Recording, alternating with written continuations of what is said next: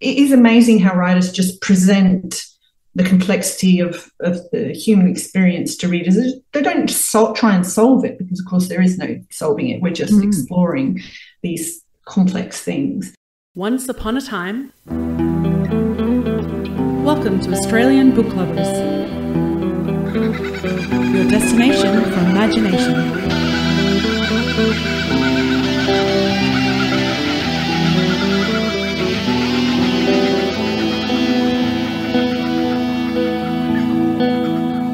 A big warm welcome to everyone, and a huge thank you for joining us once again for the Australian Book Lovers podcast. Our mission is to bring fabulous Australian and Indigenous literature spanning a whole range of genres to book lovers all around the globe, as well as fantastic resources and information for passionate authors looking to write their next bestseller. I am Dirrarn, dystopian, science fiction and horror author, reader of course.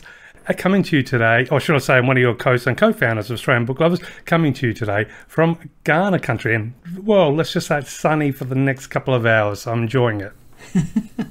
I am Veronica Strachan, aka V.E. Patton, fantasy, memoir, sci-fi and picture book writer, voracious reader of many genres, and your other co-founder and host, coming to you from a very chilly, although sunny, Wurundjeri Woiwurrung country. And well, give us half an hour and we'll probably be raining too. Yeah, well, spring's on its way, so that's a good reason to celebrate anyway. But episode number 93.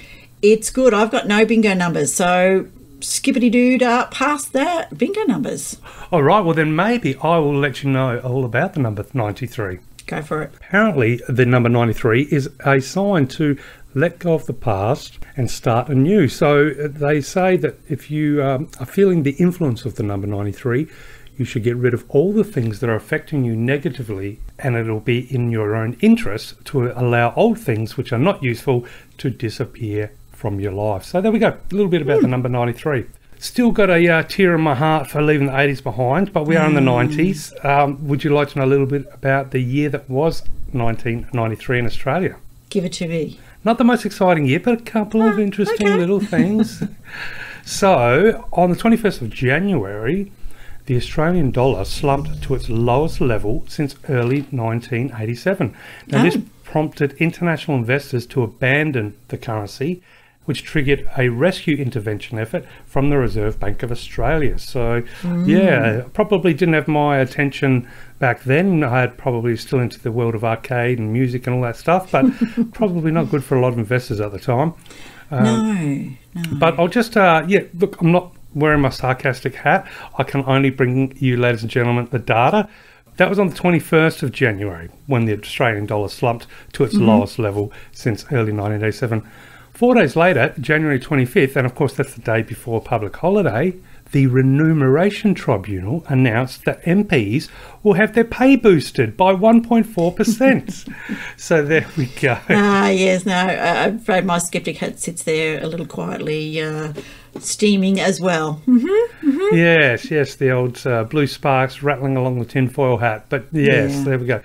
In February, the state of Victoria changed the giveaway rule for opposing traffic turning into the same street. So to turn left before turning right, bringing it in line with all the other states. Yeah. We have a good friend who lives in Wodonga who's actually just been staying with us. And when we crossed the river from Wodonga into Albury, of course, interstate, she always would say, don't forget, give way, because naturally in Victoria we had our own rules, went our own way. Well, but yes, we did come in line to be part of the greater Australian traffic system. Yes, and I'm not going to make any jokes because A, we're early in the episode, and B, I was born in Victoria, so technically I'm just hitting myself with a stick.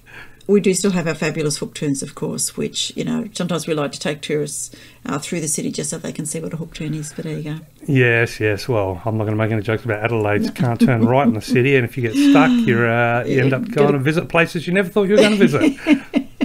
Kind of like crossing, I accidentally did that once in Sydney, trying to cross straight over rather than, I didn't want to go under the tunnel, I wanted to go over, and that didn't work. I ended up way somewhere completely different because I picked the wrong lane and couldn't get out of it, because then they had barriers, not nice little dotted points that you could have skipped over.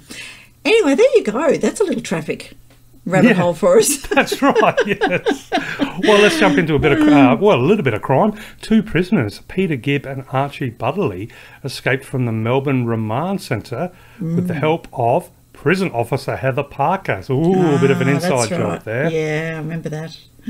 Now, Isn't it funny? Just odd things that you remember. Yeah, like I said, I was probably too knee-deep in arcades back then, so I wasn't aware of the crime side of things. We went to, friends and I and hubby, we ended up at the Pentridge, the old Pentridge site in Coburg, amongst the bluestone walls there, which used to be a jail and has now been turned into Palace Cinemas. Thank you very much. We had a lovely watch of a movie. There are little cafes and restaurants there, a few little shops. There are apartments and a few kind of tours and various things there, which is just hilarious because as a child we used to drive past there and hold our breath and not look in case a prisoner was looking at us, which of course they couldn't from the outside walls with the barbed wire. But there you go. It was always a little bit of a scary place. So it was really bizarre to walk in there without any kind of checking. What a small world it really is, because one, I think I was talking in one of the other episodes before about seeing the classic 80s Reanimator movie. That was in a Palace, of course, Palace Cinema, Palace Nova Cinema.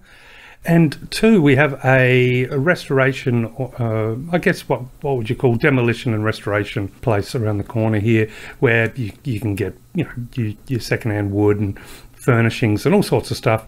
And they also have anything and everything. It's like going into a museum, but you can buy stuff. Funny you say that, because there is a huge, big wooden and metal, authentic, original Pentridge prison cell door that you can buy, and I think it is around the $1,400. But it would be amazing to. I mean, I'd love to have it as far as for part of the property out of the bush. But I'm like, I can't justify $1,400. That's a lot of money. No. Yeah, but there you go. What are the odds? There you go. HMAS Collins, which is SSG 73, the first of the Collins class submarine, was basically the first Australian built and designed submarine to launch, and that was on the 8th of August in 1993. On the 24th of September, a big event, which I'm sure most of us will remember if we were around. Sydney won, of course, the bid to host the 2000 Olympic Games, beating the Chinese city of Beijing. And apparently that followed 2 previous unsuccessful Australian bids from both Brisbane for the 1992 Olympics and Melbourne for the 1996 Olympic. As far as the Miles Franklin Award for 1993 goes, Alex Miller's novel The Ancestor Game won the prize. Don't know that one. But in July, after 1,058 episodes on the 7 network, a country practice was finally axed. Yes. Thank goodness for that. No, the final episode aired on the 22nd of November. But then, here's something I never knew. Channel 10 picked up the series the following year, but nowhere near as successful. And of course, it was axed soon after. But yeah, nice little piano interlude for country practice. But anyway, we did miss out on... I thought you would have remembered the wombat. Wasn't there a wombat? Fatso. Fatso the wombat, yes. Yeah, absolutely. Can't forget him. Now, we didn't get a chance to go through some of the inventions for 1992 because of our wonderful wilderness special, but I did want to just quickly squeeze them in because, as always, Australia really has brought some amazing changes that have benefited the world. So in 1992, the multifocal contact lens was developed. So that's the world's first multifocal contact lens, and that was invented by optical research scientist Stephen Newman in Queensland. So there we are, changing the world there.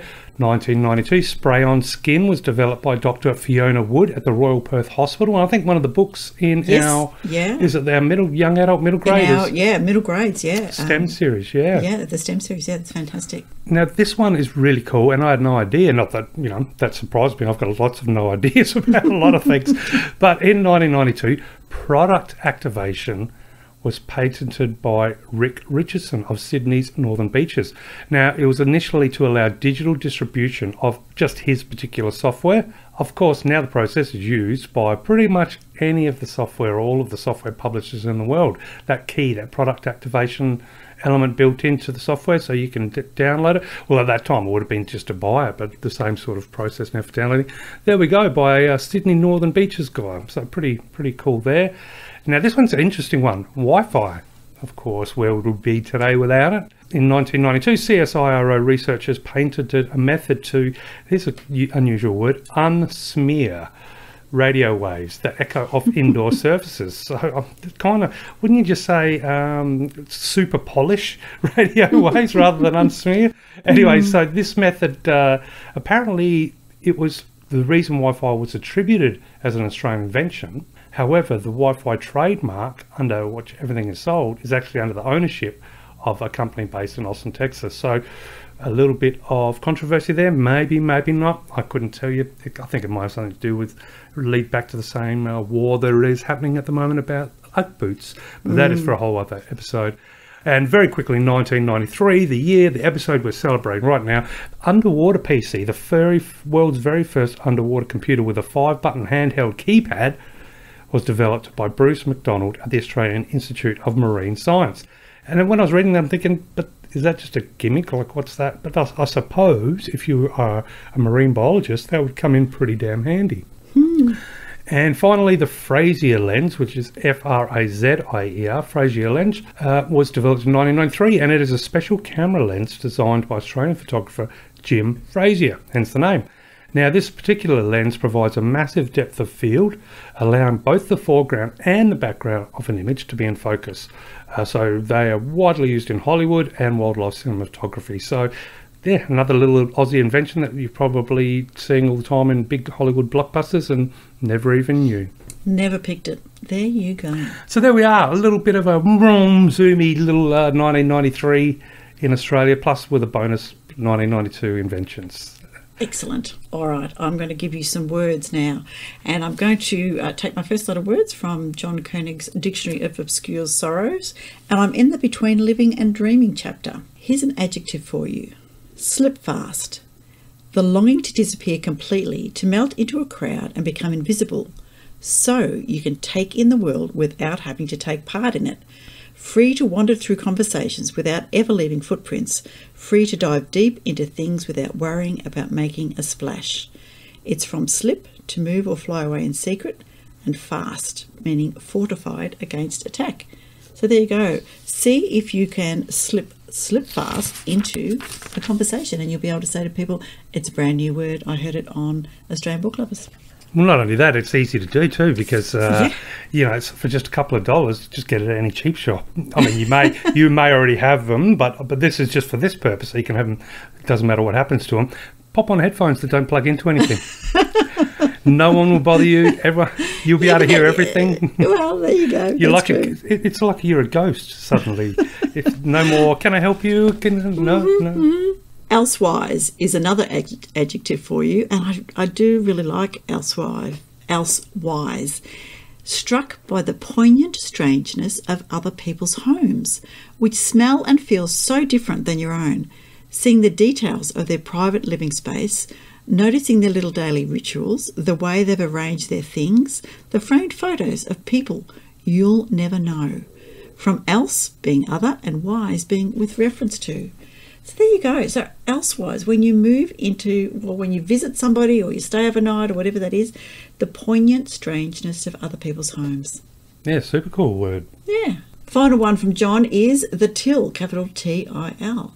And this is a noun, and it is the reservoir of all possible opportunities still available to you at this point in your life. All the countries you still have the energy to explore, the careers you still have the courage to pursue, the skills you still have the time to develop, the relationships you still have the heart to make. Like a pail of water you carry around in your head, which starts off feeling like an overwhelming burden, but steadily draws down as you get older, splashing gallons over the side every time you take a step. From the till being a shopkeeper's register, filled with unspent change, and until. I really like that. Now I've got the Cross Lotto jingle in my head. Wouldn't it be nice? I think. Wouldn't it be nice? Yeah, I've still got the time to visit these places. Maybe I'll have to go rob a till. Yes. So from 3 made-up words to 3 real words from otherworldly, but from one from Swedish and one from German. And I know I've used the German one before, but I'm going to give it to you anyway because I really like it. So a noun in Swedish, resfeber, R-E-S-F-E-B-E-R. And this is the restless race of the traveller's heart before the journey begins, when anxiety and anticipation are tangled together. a travel fever that can manifest as an illness. I really like that time because I love the anticipation and the build-up and the planning and the excitement and all of that. So there you go. The Swedish have a word for it. Resfeber, and excuse me, anybody who speaks Swedish, and I've just butchered that. The second word is fernweh, which is a noun in German, Fernweh, and this is an ache for distant places, the craving for travel. So do you get a sense of how I'm feeling at the moment, Darren? Oh, it just might be. Just might be. All right. Now, as well as the words, we have an exciting, slightly new segment in that we've got a subscriber shout out. As many of you know who are on our subscriber list and subscribe to our newsletters to get free books, and some fantastic ones coming in for the last 3 books we've got at the moment. The subscriber shout out is to 2 new subscribers, Laurie Bell and Avril Drummond. Thank you so much for supporting the podcast. We really appreciate your little monthly donation to our efforts. And both of these people are, of course, fabulous authors. So Absolutely, Laurie has huge shout out, definitely. Yeah, Laurie's got a number of books and she's been on a number of episodes, and Avril is one of our most prolific short story writers, and there's lots of to and fro go out and about with both of these people. So thank you so much for the subscription, and keep your eye out for Avril Drummond, a little something special. No mentions, Darren. Let's just hold that there. Indeed. But thank you so much to you both. That's absolutely amazing. Huge shout out. Yeah, and also don't forget our merchandising page. And yeah, interestingly, we just talking beforehand about somebody purchased a child's t-shirt with a crocodile. They're non-fiction. Thought, perhaps they're just like reptiles. So that was good. Thank you very much, whoever did that. That every little dollar helps keep us going with the podcast, and also knowing that people are out there listening. It is lovely to know that our work is out there and that people are listening and reading about what we do. And did you know that for most USBs, if you pop them down, depending on which way you do it, which upside you do up, and point towards you, they look like little crocodiles. Oh. May you never see the USB the same again. You can't unsee that. Thanks, Darren. Thanks for that. Yeah, all good. I think it's time for the news. I think so too. Let's jump to it.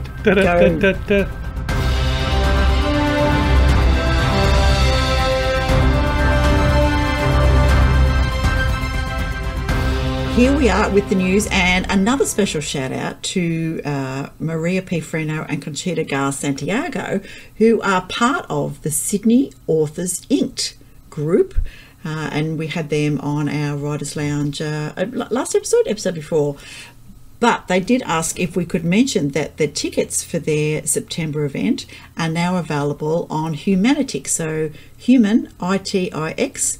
So if you go to that website and type in Sydney Authors Inked Author Talks, you'll see that that will pop up, and that is in September. But they've also got a second Sydney Authors Inked event on Sunday, November the 18th. From 10 till 12, which is important because the tickets for September are going well. There's really only a few places left. So if you've missed out on September, super good. It is, yeah. Jump in and go to their November one. If you are in Sydney, this is for you. Couple more to share. One is Danskaba. Any idea what that is? No. Okay. If I pronounced the acronym, but it is in fact the DANZCBA, which might give you a little bit more of a hint. So the DANZ is the Diversity in Australia and Aotearoa New Zealand Children's Book Award, and it was launched for 2024, and it's been created to recognise, award and celebrate diverse children's fiction. This means that a children's book published in Australia or New Zealand, which pushes boundaries, challenges stereotypes and celebrates diverse and marginalised people and communities. And diversity can include disability, culture, class, LGBTQIA, race and religion. and the diversity portrayed in the book and under which the book is entered must be relevant, obvious, and important to the story. So jump onto their website, which is thedanschildrensbookaward.com, and get yourself into the running for that. And the nominations are now open, and it closes on August the 31st. So get into it, people. You've just got a week or so to go. So the Dan's Children's Book Award, Diversity in Australia and New Zealand. So that's number one, which is great. Completely different almost is submissions for the Jacaranda Journal are open. And these are open actually until October. But the Jacaranda is stories, poetry, memoir, criticism, essays, theatre writing, art and photography. So have a look at their guidelines, which is Jacaranda, which is of course in the lovely purple, which jacaranda flowers are. So JACARANDA journal uq.com, and you'll see the submission guidelines there for 2023 are now open. Close on Tuesday the 31st of October, and they'll contact everybody about their submissions in November. So for people listening, poetry, no more than 4 poems of 75 lines, short stories, less than 2,500 words, memoir, no longer than 2,000, criticism, no longer than 2,000, theatre writing, no longer than 2,500, and then for the art and photography, if that's something that you're interested in, a PNG or a JPEG and high quality. So there you go. Jump onto their website. Those are my 3 little bits of news. Excellente. Well, I've actually got a few writers' competitions as well that are coming up for the news. Obviously, a good opportunity for authors out there to get in the competition and maybe even make a few bucks too. The first competition I wanted to just put a spotlight on is it's pretty damn cool because it made me realise, or should I say, take a moment to consider that there's a lot of different styles of writing out there, because the Braille House is proud to announce that the Dickinson Memorial Literary Competition 2023 is now open for entries. Now, the theme for what this will be their 102nd year running of this competition is kindness. And of course, they are expecting a record number of entries. So all entries have the chance to win $350 first place and $150 for second place. So just a note that submissions will be accepted in hard copy Braille, a Word document, Sim Braille, or a Duxbury readable file. Now, there's a number of categories for the over 18 categories. You have short story, poem, song, lyrics, limerick, article, or opinion. And each of those can be up to 2,000 words. For senior students, 13 to 17 years, you have short story, poem, song, lyrics, limerick, or blog, up to 2,000 words.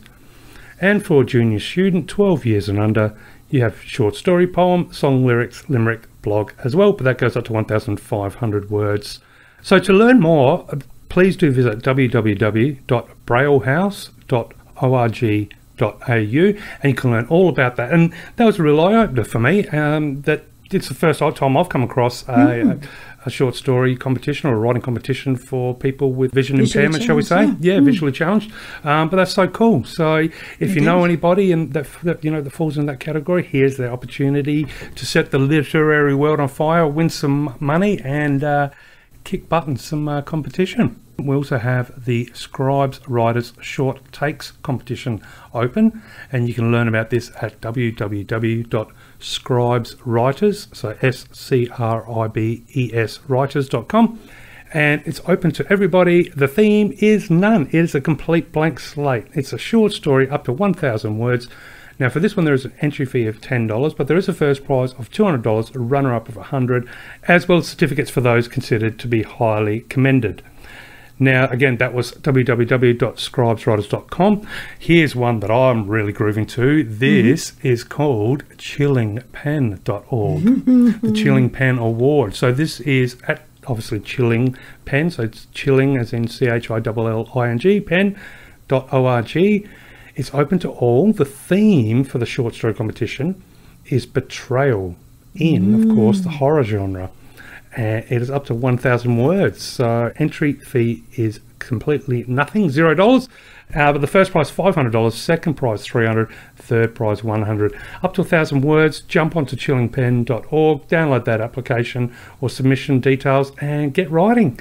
I reckon betrayal is a pretty pretty solid sort of theme to jump from. I reckon it gives a lot of opportunity there and a lot of threads to delve down. Will you be entering a story? Have you got one handy? Oh, depending on how I can twist this clock around and stretch a little bit more time, I would love to. There you go. Now, I've got one more because this, again, so we've had the Braille competition for the visually impaired, which I thought was, really cool. So I hadn't come across that before. We talk a lot about writing, and it does, by its nature, tend usually to focus on books. But this one's really cool. This is called the One Act Playwriting Competition. And this is being held by the Noosa Arts Theatre. So basically, the National One Act Playwriting Competition attracts entries from playwrights all across Australia, New Zealand, UK, USA, and other countries. So in a nutshell, the playwriting competition offers a unique opportunity for the 3 finalist playwrights to see their new work performed on stage at the Noosa Arts Theatre during the One Act Play Festival.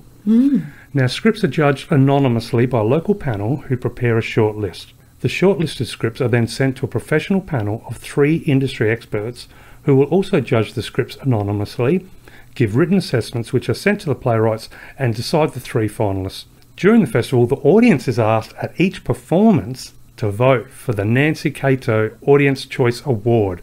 And of course, the presentation of awards take place after the final performance.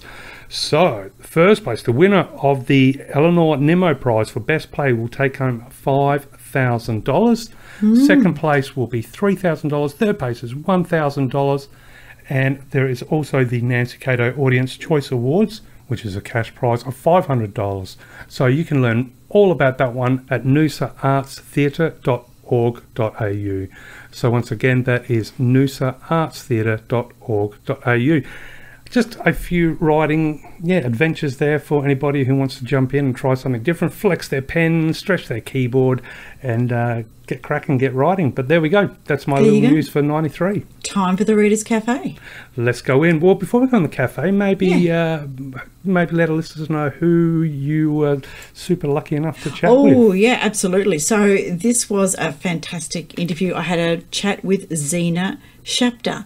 Zena, fabulous name, Zena, for people that are looking, not Xena Warrior Princess. But I tell you what, some of the courage and the enterprise, certainly Zena was showing that. So she has some great stories. She is very active in that creative field, does a lot for not only, her own writing and those kind of things, but, helping within her community, starting writers groups, lots and lots of things. So really looking forward to sharing that interview with you. Absolutely. Well, let's jump in. Let's grab a hot beverage, or might be iced beverage, who knows. Well, it will be iced soon, but probably warmer than this one, in the Reader's Cafe, and I'll meet you in there.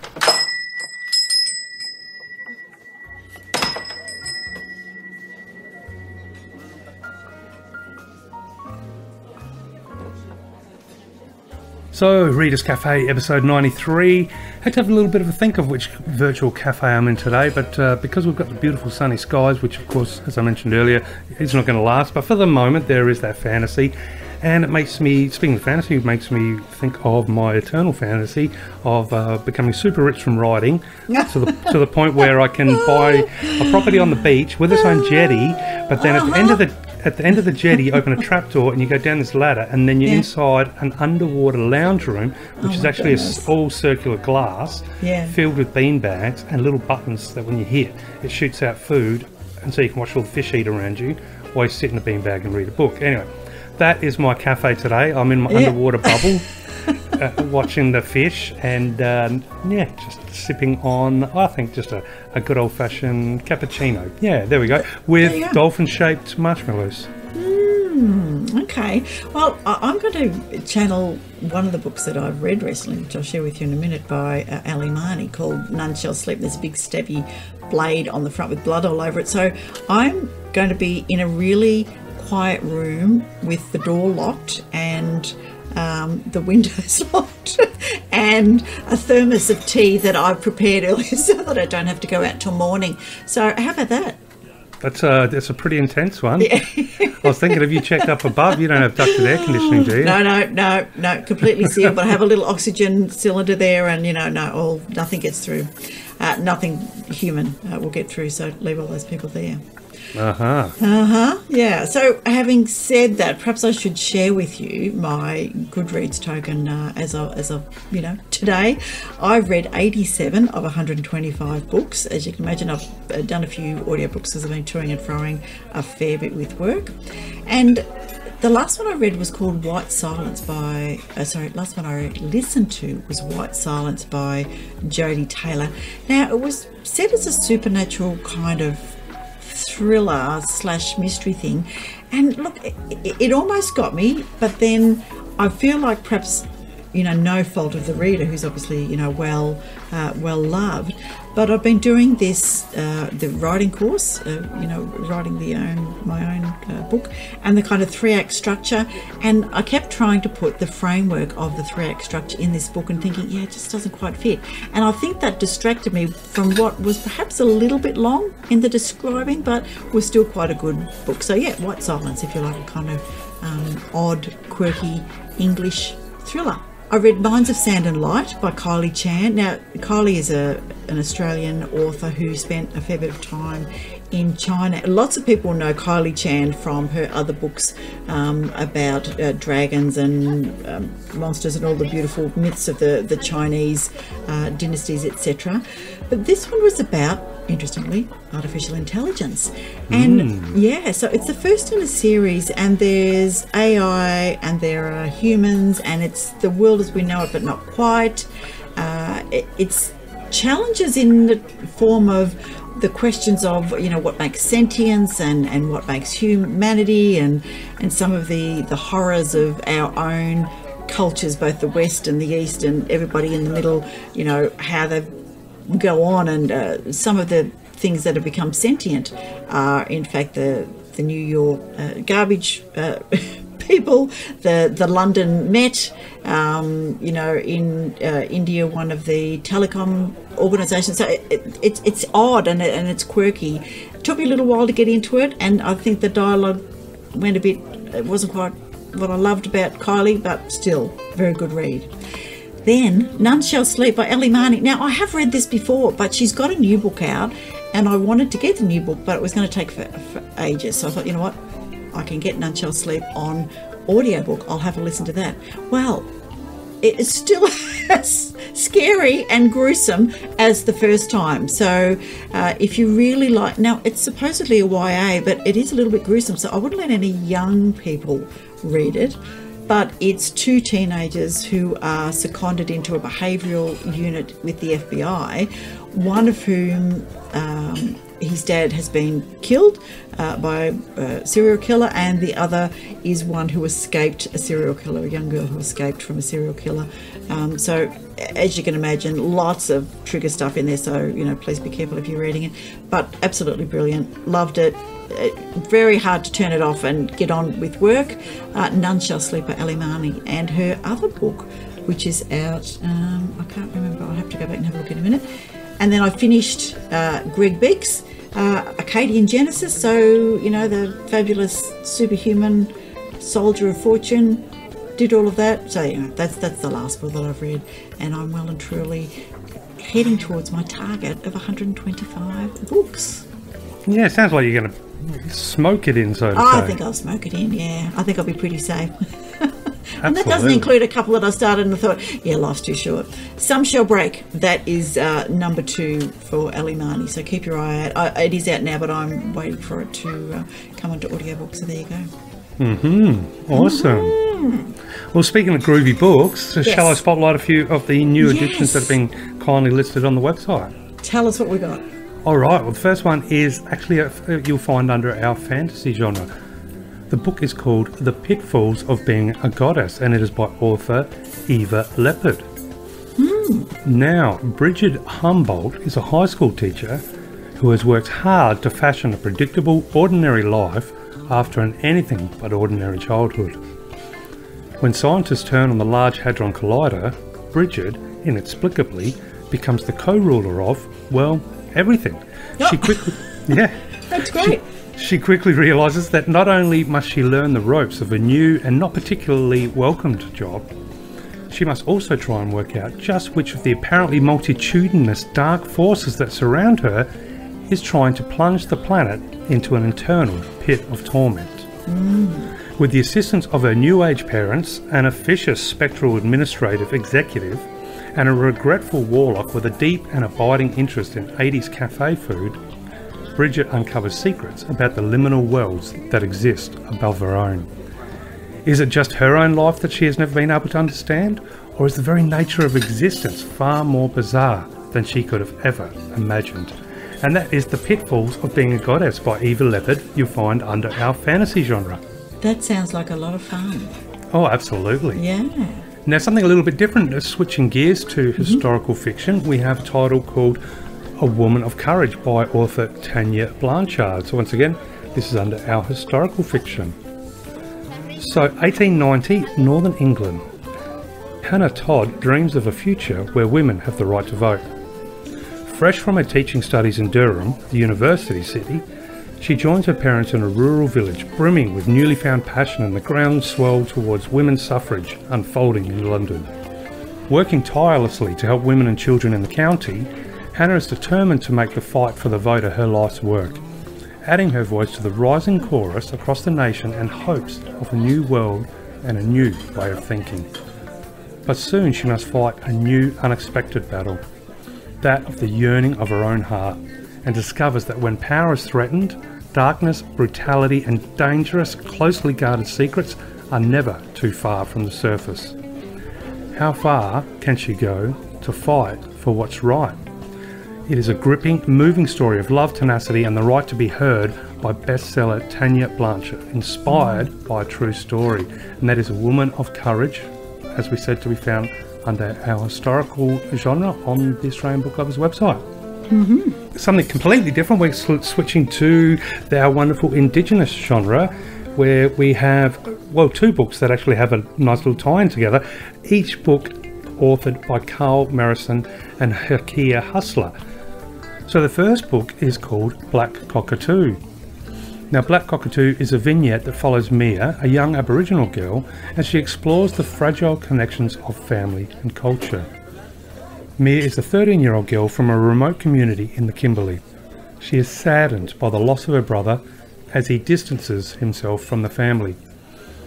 She feels powerless to change the things she sees around her, until one day she rescues her totem animal, the Dirrarn black cockatoo, and soon discovers her own inner strength.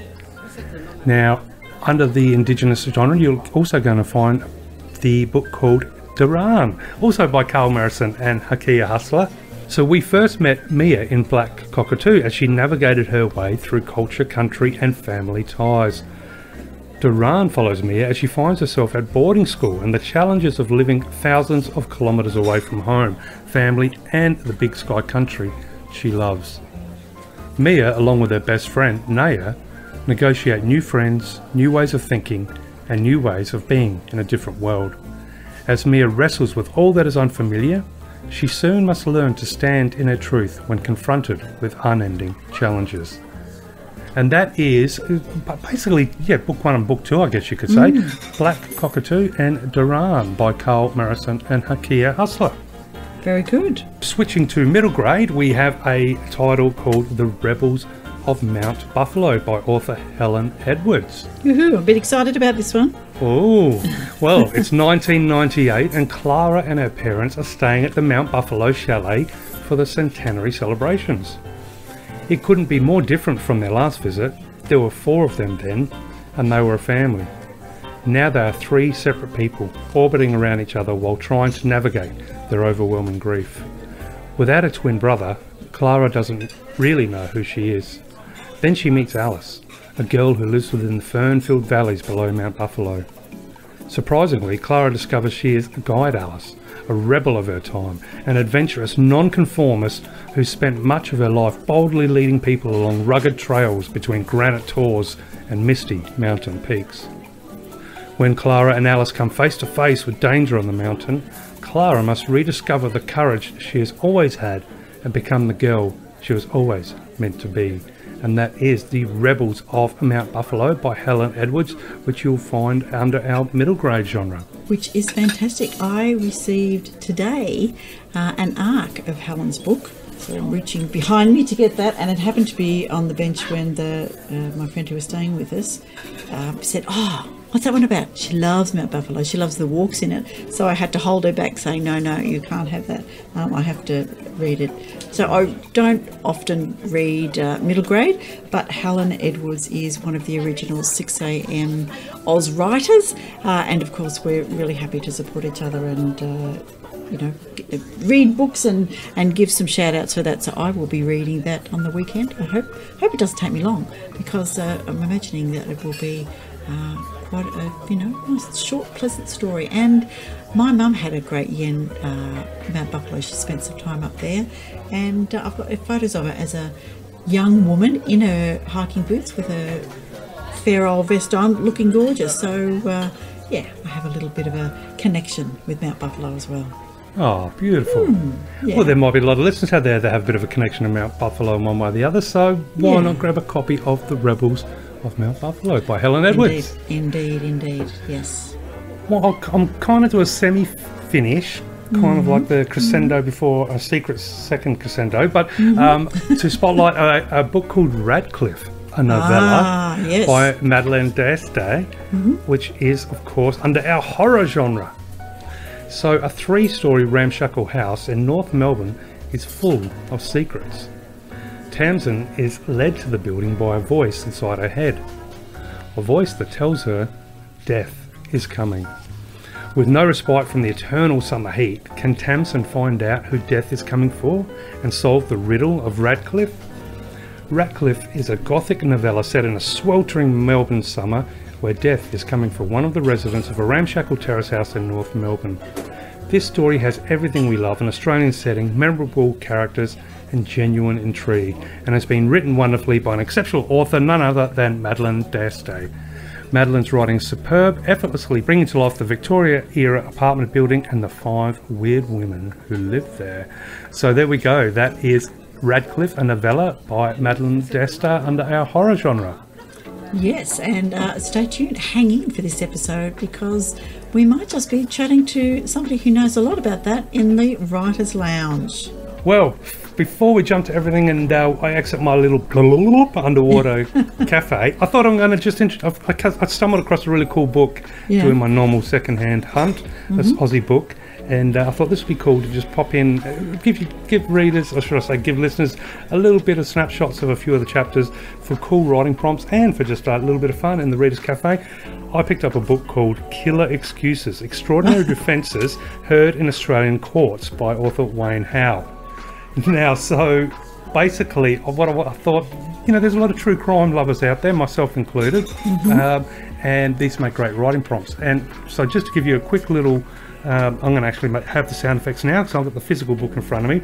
I'm going to read just a very quick paragraph or two from the first chapter. You're going to love this. The chapter is called Fighting Demons with Glad Wrap. I mean, this is how cool this book is. Here we go. When Joan Vollmer let out one final groan and died, her devoutly Christian husband was pinning her to a chair, and 2 family friends had their fingers in her mouth. The 49-year-old's eyes were also being held open. To make sure, she watched as a Bible-wielding 22-year-old exhorted a demon to name itself and go to the foot of the cross. The story of how and why this pig farmer's wife died must be one of the strangest tales told to an Australian court. The weird goings-on at Mrs. Vollmer's modest piggery during an oppressively hot week in January 1993, episode 93. So the strange things included a man running around and over the farmhouse waving a sheet of Glad Wrap plastic cling wrap, a holy communion of blackcurrant cordial and brown toast, flower beds being dug up, the destruction of a greenhouse, and the smashing of black ceramic cats, a jewellery box, various trinkets, chimes and a music box, all later dumped in a steel bucket, a tractor tyre and a large steel drum.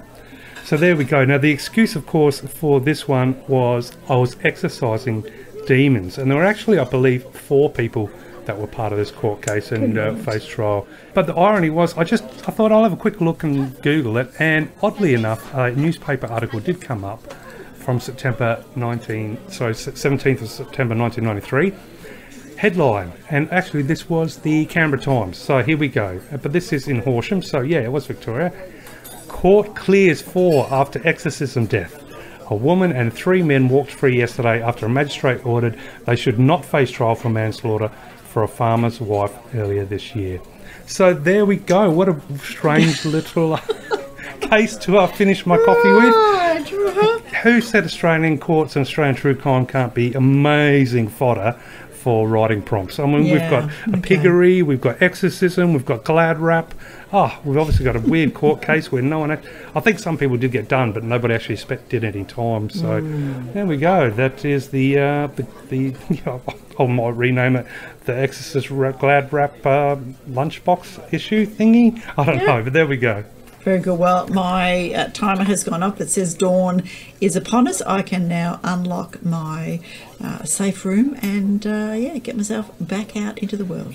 All right, I'm going to drag myself out of the beanbag, flick the floodlights that are illuminating underwater world and up to the jetty, and bam, just like that, my fantasy ends. I'll see you on the other side. Time to introduce our fabulous author interview for this session. And as I mentioned earlier, I had the delight and the honour of chatting with Zena Shapter. Now, Zena, I love her story about how she found out or admitted or confirmed admittance that she was in fact a writer, and I'm not going to spoil the story. You can jump in and have a listen. And, we talked about lots of different things, and all I can say is let's go. Yeah, absolutely. I am ready.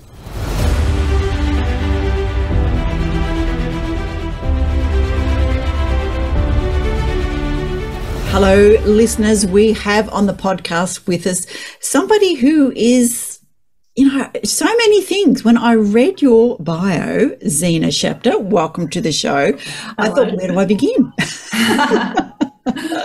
So let's begin by saying that I am on the lands of the Wurundjeri people down here in southeast Victoria. Where are you coming to us from today? Ku-ring-gai land on Sydney's northern beaches. Beautiful.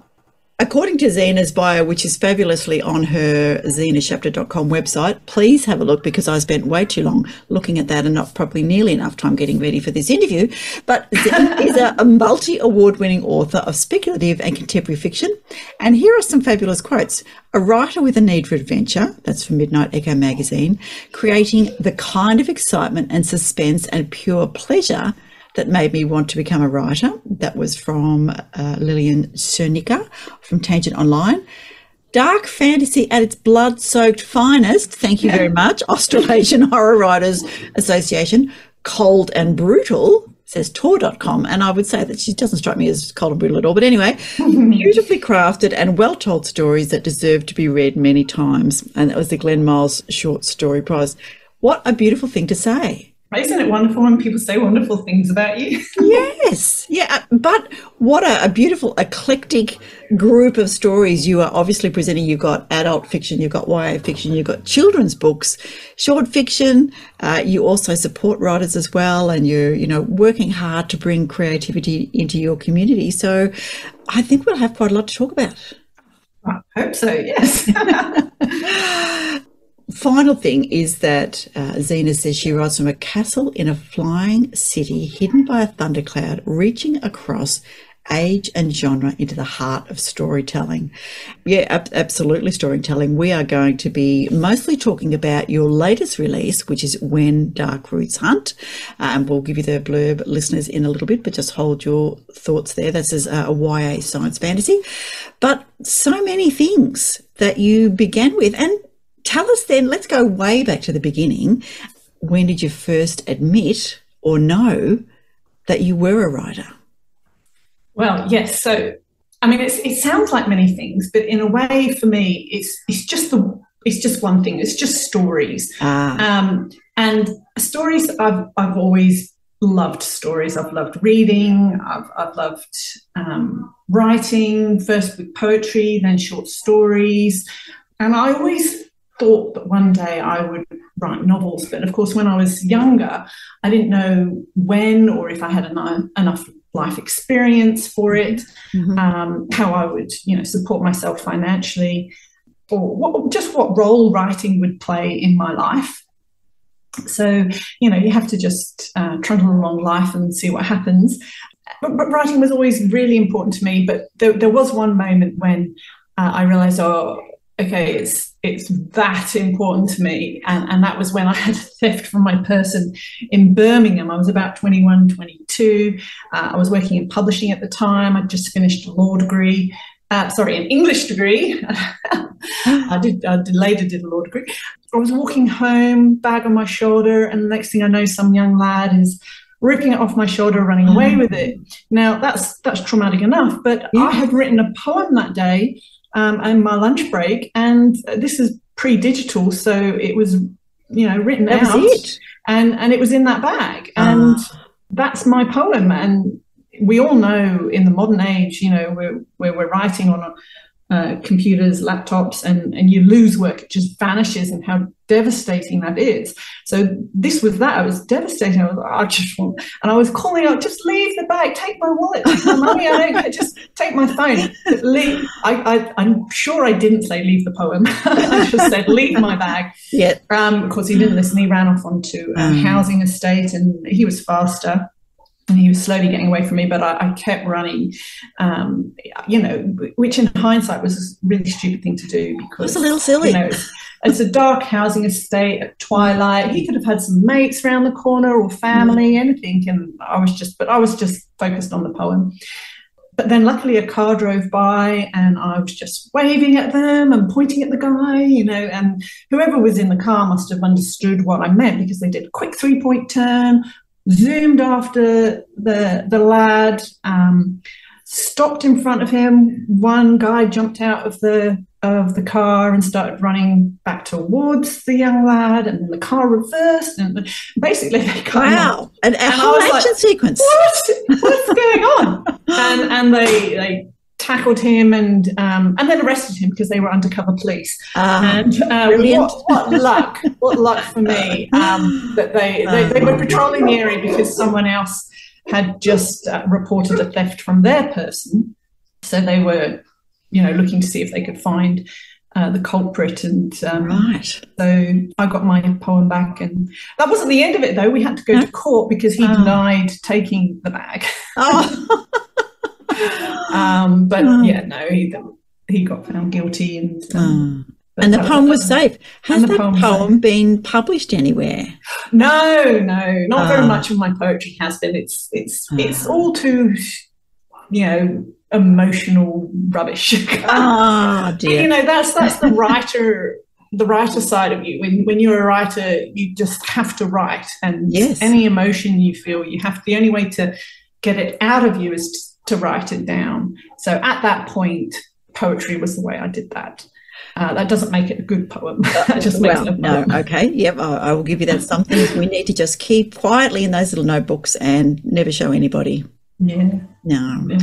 I think that really does commit you to being a writer. If your safety was secondary to your literary work, I think exactly. Pretty safe. And that wasn't the last time. There is another moment where it became really clear, I think, to my husband. I mean, it was already clear by the time I was pregnant, but I have a very clear memory of editing what was to become Towards White, which was my first solo work for adult. And I really, really wanted to get this edit that I was doing complete before I gave birth. I didn't know at the time, but my body's a microwave. It pings and goes off, and the children arrive on their due date. And it was the due date, and I was one chapter away, and I went into labour, and the hospital had said, don't come into hospital until you can't stand the pain anymore. So I'm there at the computer editing and going through the contractions, and he's like, shouldn't you really so I'm like, I'm so close, I just want to finish, this is the last chapter. So I would have a contraction and then breathe through that and then keep editing, and I did get it done. And then once it was done, I'm like, right, now I can give birth. And by then I was 9.5 centimetres dilated, and I was about to give birth at home.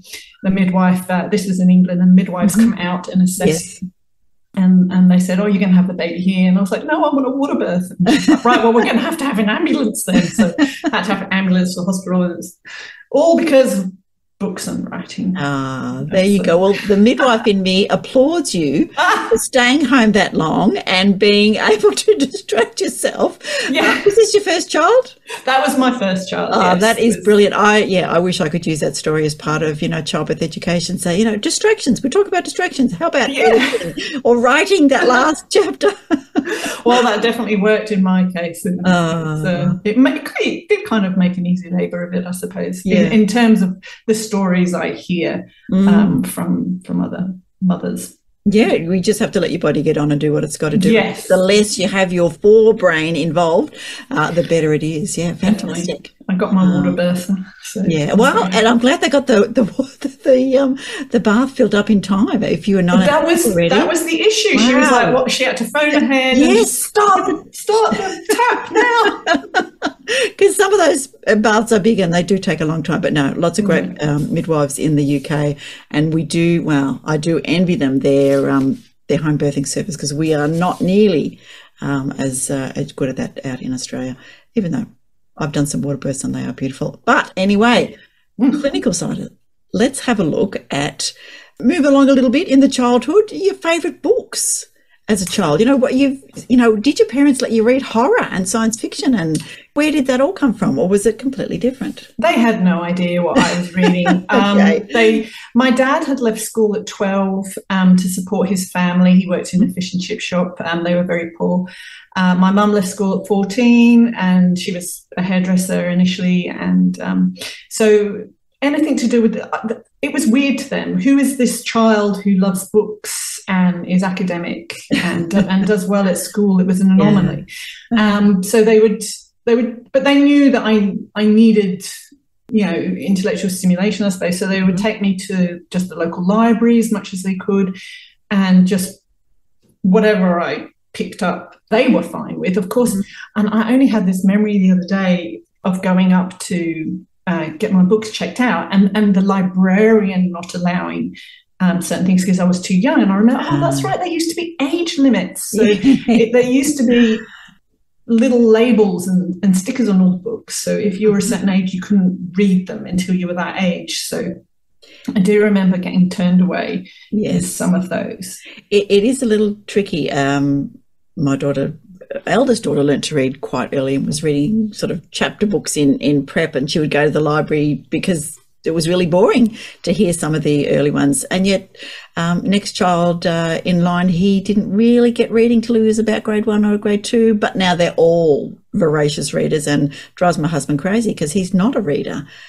Same. My husband is not a reader, and neither are my children. They all hate reading and English and everything that I do. Well, at least I've got the kids on my side. Okay, let's just quickly go through. Now, if I were to go through your bibliography, we might need another half an hour, but let's perhaps look just, you've got short stories. You've got been in a lot of anthologies as well, some great Australian speculative fiction ones I can see, Antipodes and SF. You've been in some great magazines as well. You do witches, you do rocket ships, you do all sorts of beasties and nasty things. Tell me, what are your favourite stories to write? Oh, that's such a good question, because I also write just contemporary fiction as well. That's got nothing. I'm still scrolling through the list, but yes, keep going. So I just, if a story will just come to me, and if it's speculative, then it's speculative. If it's not, then it's not. And my favourite stories are the ones which come like that are just easy. I mean, nothing's easy about being a writer, because you're constantly absorbing things in the world, other people's emotions, energies, thoughts. It's all coming at you, and you take it all in, and then things get mixed around inside you like a blender, I suppose, and then you see what comes out. I guess my favourite stories to write is when there's a character, though, and that character has something that they want to say to the world, which is my job as kind of a translator from what I'm absorbing from the world to then mush it all together and translate it into a story. And when a character waves a flag or waves a hand or whatever and says, I have a story I want to tell, that captures me. And I can't do think about anything else until their story's been told. And I just love that process, is writing that final line of a story that has to be told. It's very satisfying. Does the story arrive fully formed? Do you sit down and it just pours out from go to woe? Sometimes, on the odd occasion, yes. It could be because I have been thinking about it for a while, and then maybe my subconscious has been working at it. So then when I do come down to sit and write it, it just flows. Or it could be that it's just a really short piece and it flows easily because of that. But I would more probably get an essence of a story, an idea for a concept or a character doing a certain thing in a certain place at a certain time. But then the actual telling of that experience, that event, would then take work and structuring and effort and characterization and all the tools, the writer tools that we have. Yes, and you need to have many in your toolbox. Yes, it depends on the story. Yeah. I suspect that there are many, and you know, reading about some of your inspirations behind When Dark Roots Hunt, that you are extremely observant. You notice things not only in the world, but also in the way people interact and relationships and those kind of things. Would that be correct? Oh, definitely. So much so that you have to, and I'm sure many writers are like this, but then you have to limit your exposure to, this is where the writer's cave becomes such a sanctuary, because you can't absorb too much or observe too much, because you'd get overwhelmed, and you wouldn't know what to do with all of that. So yeah, I would say that those are definitely some of my skills. I do find sometimes I have to wind my curiosity back a little bit, because it can be a bit interrogatory, really. In the end, people can feel like they, you know, are sitting in front of a police person. But anyway, I know exactly what you mean. Like, tell me why, but how, but why? Yes, we ask a lot of questions. You see the whites of their eyes getting big, and you go, okay, I need to just step back a little bit here. Yeah, and they're like, why do you want to know so much? That's right. It's like, I don't. I'm just engaging with you as an entity, and I'm an entity, and we're just connecting, and you connect to people through their stories. Yeah. So, you know, if they dangle a story in front of you, you have to explore. You have to explore it. They're the ones who dangled. That's right. And I think seeing under the skin is a really great skill that many writers have, because you have a cover, you know, and there's a person perhaps or something on the front, and that's fine. But as a writer, you have to then unpack that and show people the layers. And so we just need the practice of the chatting. Exactly. And one thing that has really helped me appreciate the complexity of human beings and is actually reading as well.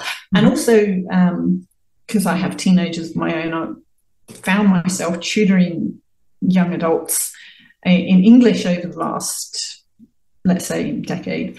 And brave woman. Yes.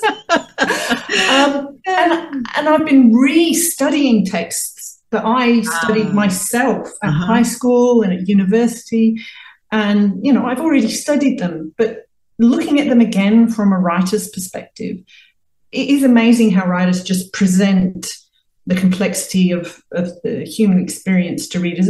They don't try and solve it, because, of course, there is no solving it. We're just exploring these complex things. In reading other works, it really hones your appreciation for the work that you do yourself as a writer. So tell me, of those texts that you, just a little sidetrack here, of those texts that you are, or you need to look at for, you know, the students, what's one that you've picked up years later and had perhaps quite a different perspective on from when you read it as a young person? Okay. T.S. Eliot, I guess, jumps out at me a lot with that, because I'm doing that a lot with students at the moment. But when I did T.S. Eliot myself at high school, like I appreciated the poetry. I appreciated his perspective. But revisiting it now, and because he was very, I guess, disconnected with society around him. And that's one of the things he's expressing in his poetry. Looking at today's world and how disconnected we also are with each other following urbanisation as he was, it feels like not much has changed in 100 years. And that's a different perspective and the superficiality that he talked about as well, women coming and going, chatting with Michelangelo and having tea and cake. It seems very much like social media and the superficial nature of the interactions that he describes. It seems very familiar to today's world. Interesting. So many, being science fiction aficionados, as we are both, I've done a little recollecting of some of the really early things like, Asimov and Poul Anderson and some of those, Roger Delesny, all of those. And I've reread them and thinking, okay, perhaps they're not quite as world-changing as I thought, but the stories are still so complex and layered. And it's just amazing to read things, for me, 40 or 50 years on and think, if I'd read that now, I probably wouldn't pick it up. But there you go. Let's move on to your novels, and I'm just going to list them from the earliest to the latest, and then we'll talk about Dark Roots Hunt. So you've got Scribbles in the Dark, which is a middle grade novella. A Dolphin for Naya, science fiction thriller, also middle grade. The first one was urban fantasy. This is science fiction thriller. Then Ryder and the Hummingbird, which was a YA novella, a science fiction thriller. So you're moving up the age, but they're not into Torden, which is a middle grade novel, science fantasy. Then The Time of the Jade Spider, YA novella, urban fantasy.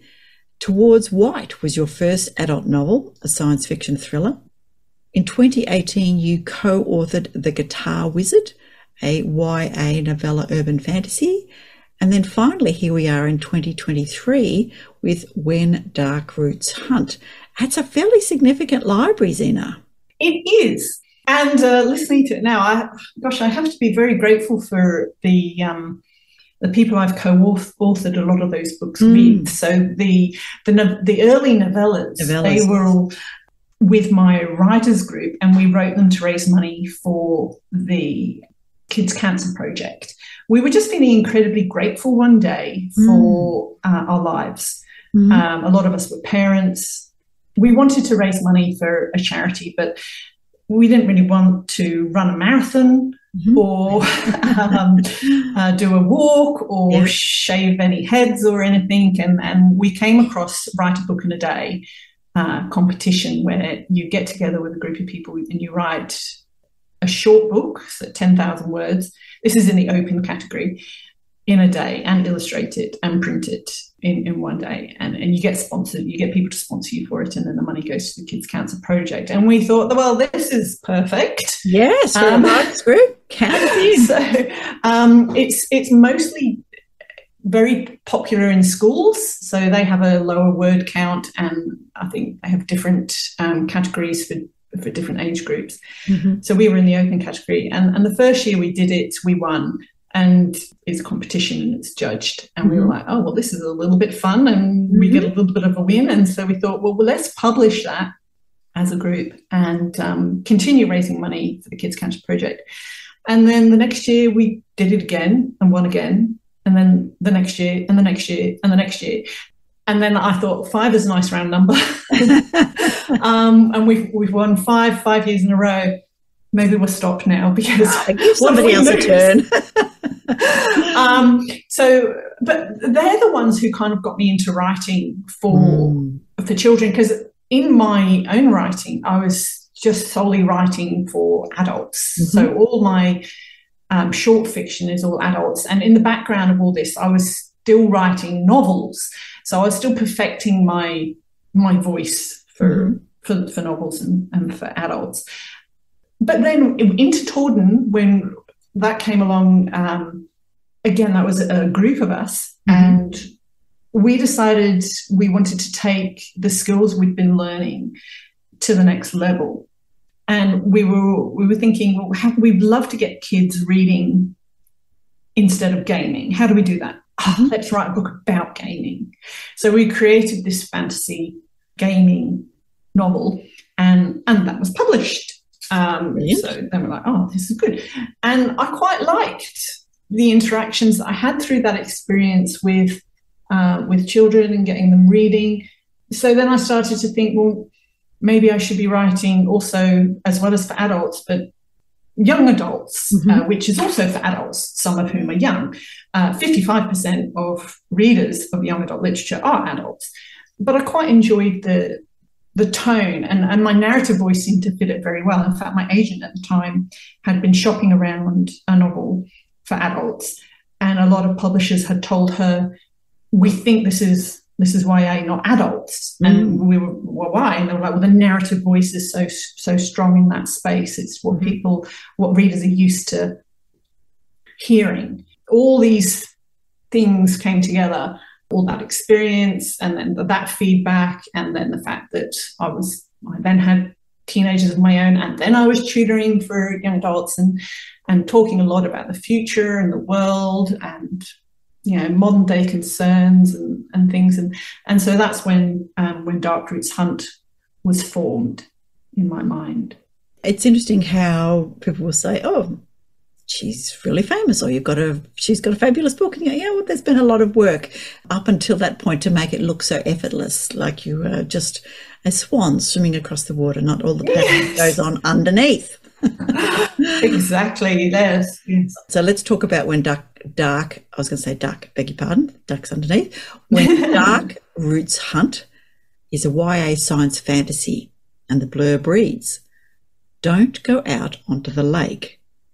Wian trees search the shallows to spear passing prey with their roots. Giant water ants hunt anything that moves on the water skin. Sala's village survives hidden behind a wall of poisonous ivy because everyone agrees, don't go out onto the lake. But then a strange comet crosses the night sky, throwing Sala and her pet pointer into a race through Wian-infested swampland that has her risking it all, unearthing long-hidden truths and stirring rivalries into a terrifying conflict set to change the world of Palude forever. Sala must do whatever it takes to face the truth of who she is, to save her village, to save her family, to save herself.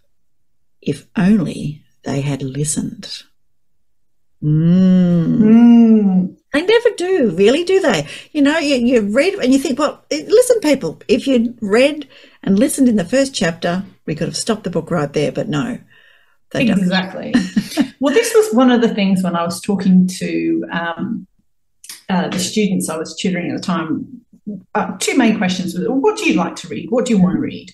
And they all wanted to escape. They said there's not enough books out there. There's lots of fiction exploring what it's like to be a teenager in today's society and all the angst, but we have that angst. So we know it already. Relive it. We know what we're supposed to be doing, drugs, alcohol, sex, and all of that. We know it all. We want to break and we want to escape into an interesting world, one that reflects our world, possibly, but not this world. I'm like, okay, all right. And then the second question, so what concerns you most about life? And surprisingly, a lot of them said property prices. We're never going to be able to afford a home of our own. And job security. We don't know what jobs there's ever going to be in the future. And we don't even know what kind of future we're going to inherit because the planet's been trashed by my generation, your generation, yes. So I'm like, okay, so what if I combine all of that? The world of Palude when Darkroots Hunt, there's hardly any land. It's full of swamp and these carnivorous trees, and there's just little pockets of land. And then what if the future's uncertain in that world and the environment in some shape or form, technology, sustainability, all those issues are kind of, implying that the future is uncertain. So we've got a similar situation to our lives today, but it's set on this planet with carnivorous trees and also giant water ants. So what would that look like? And then let's have a hero who's trying to do something about it, because for me that's heroic, because as the dedication in the book reads, it says, because trying is all anyone can do. And for me that's heroic. If you're just trying, in any shape or form, then take my hat off to you. Well done. That's good, because I like to think I do the same. If there's something missing in society, I like to try and fix it if it falls within my remit, which is, I guess, why I do a lot of community work in the creative space as well. And so that, formed the basis of When Dark Roots Hunt. And adults, of course, as well. When I'm talking to adults about their concerns, they're also like property prices, job security. And I think the environment, yes. Yeah, it's older, young adults and adults, they're all concerned and all wrapped up in a watery world. I do like the idea of giant ants. Ants are, I think, grossly underestimated as great ecological balancers, aren't they?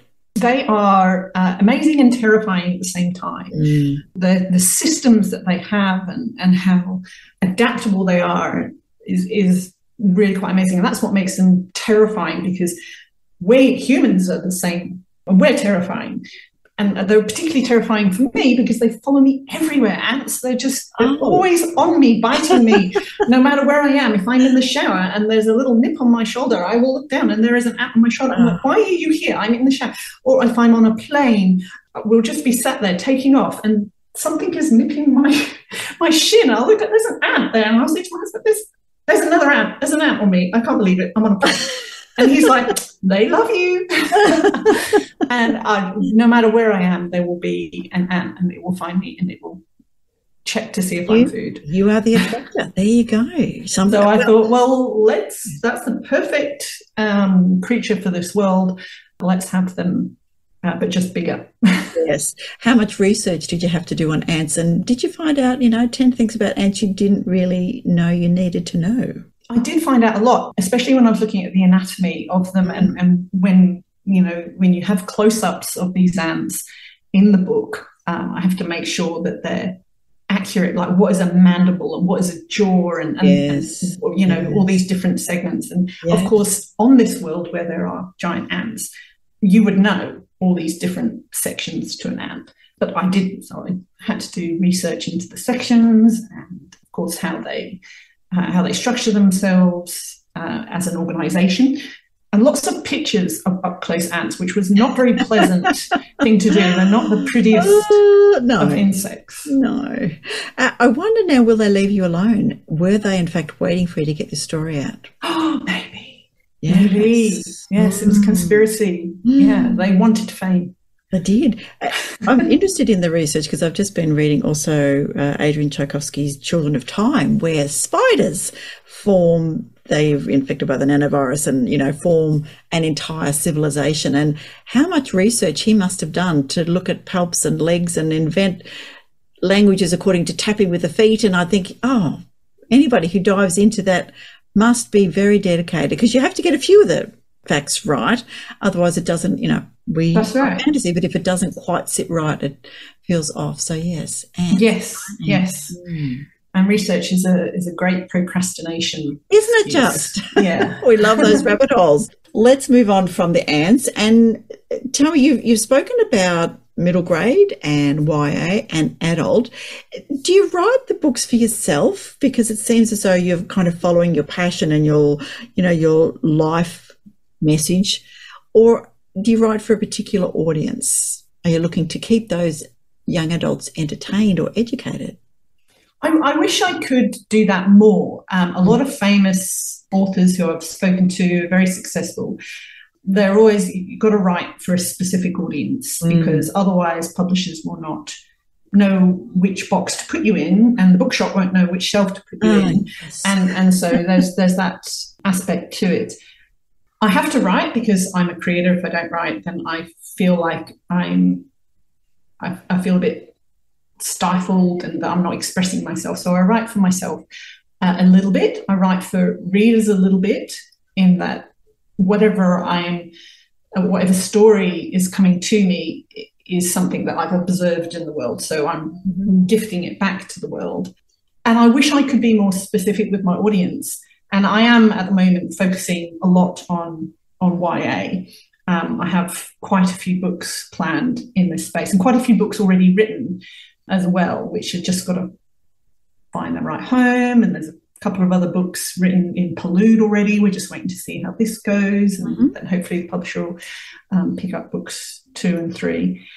But if a story, as I said earlier, if a story comes to me and it's shouting at me, I have to write it, irrespective of whether its main character is an adult, young adult, child set in this world, set in another world. If it's loud, then I need to get it out of my head. So, and then once it's out of my head, it was a good story. Why not find a home for it? So that's kind of my approach, as well as trying to stay on, trying to create a brand.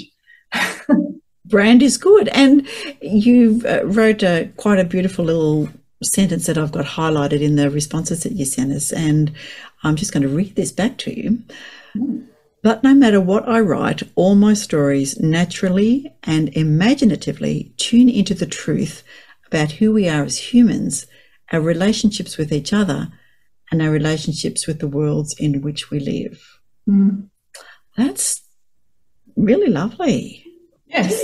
Tell me, how does that feel for yourself? Tell me about what that makes you feel to think about your stories tuning into the truth about who we are as humans. Well, I mean, isn't that just wonderful if we can write a story that someone else can not only connect with and identify with, but give them some peace about their lives or who they are, because they've read something that reflects the mess of it.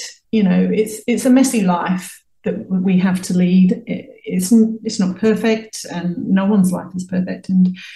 But if in that moment they can accept that because of something I've written or something that another author has written, then that moment of connection between author and reader is just beautiful. And the stories become one of our best inventions in that moment, you know, transcending time and place and culture. And we're all humans, no matter what culture we come from or time or place. And if we can write a story that can resonate in that space, then that's just an amazing story. So if I can do that, then I would aspire to do that, as all writers I'm sure do. But for me, that's particularly thrilling. Yeah, fantastic. That is beautiful. Thank you for sharing that. Let's have a look at your favourite character. Tell us about, what are your favourite characters or your least favourite characters to write? I love writing any character, really. I love taking a character who might be seen as, you know, the antagonist, but giving them a reason for why they are the way they are. I mean, that's a very modern approach to writing as well. You know, gone are the days where characters are just simply evil and that's the end of it. I mean, that wonderful movie Maleficent, you know, with Angelina Jolie, how amazing did she portray Maleficent, and the story itself, completely explaining her backstory. So I love writing, you know, my antagonists with, and thinking from their perspective all the time, all throughout when I'm writing my main character, my protagonist, thinking from their perspective as well. That's a lot of fun. And then just a main character who, I do like to write main characters who have agency. Mm-hmm. Like I said, like they're trying to do something rather than being helplessly manoeuvred by shenanigans.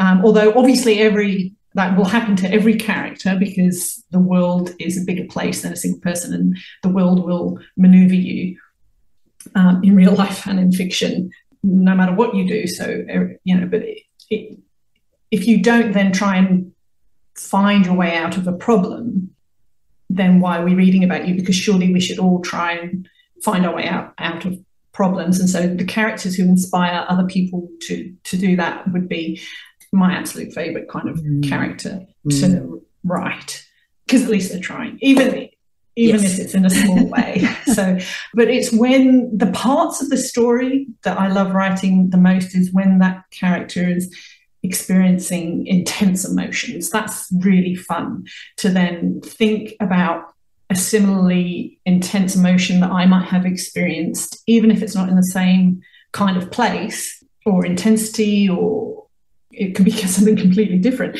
But if I can tap into a memory of how that felt and apply it to that character, that's a lot of fun to write.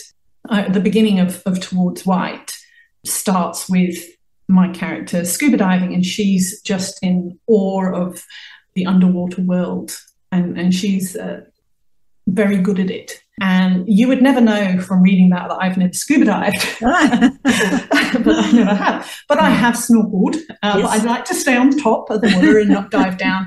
But just to tap into the awe she's feeling in that moment, and the awe I have felt when snorkeling, and convince readers that I have scuba dived. That's really fun. Yeah. Big fat lie, but it's really fun. Poet, what have got literary license? We're allowed to do that. Yes. Exactly. We are making stuff up after all. It is. That is. We are big fat liars. All right. Just before we sort of finish on where to get your book and find you online, I want to talk to you about your role as a creativity advocate. So tell me about some of the projects that you've begun working with the various groups. Well, yeah, so... we heard about the Kids Cancer Project, yeah. Yes. So I guess it all started at school when I was 16, and it was freezing. It was England, it was cold, and you had to go outside unless it was snowing or raining. Mm-hmm. But when I went outside, I a lot of the time would sit down and write and get even colder, and I thought, I wonder if there's other people in the school who are exactly like this, and wouldn't it be nice if we were allowed a classroom where we could do writing things like once a week or however many times. And so, like the heroes, I guess, that I like to write about, I thought, well, I'll try. And so I approached some teachers and put together a writers group.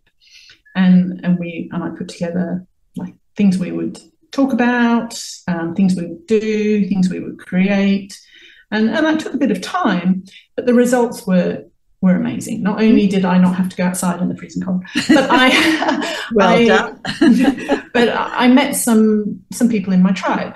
You know, what was to become my tribe. Other people like me, mostly writing poetry and short stories, but just needing to express yourself in a certain way, in the same way that musicians, you know, can need to express themselves with other musicians. And that was fabulous. And I think that set it in motion that you can change things in the world with just the smallest little effort.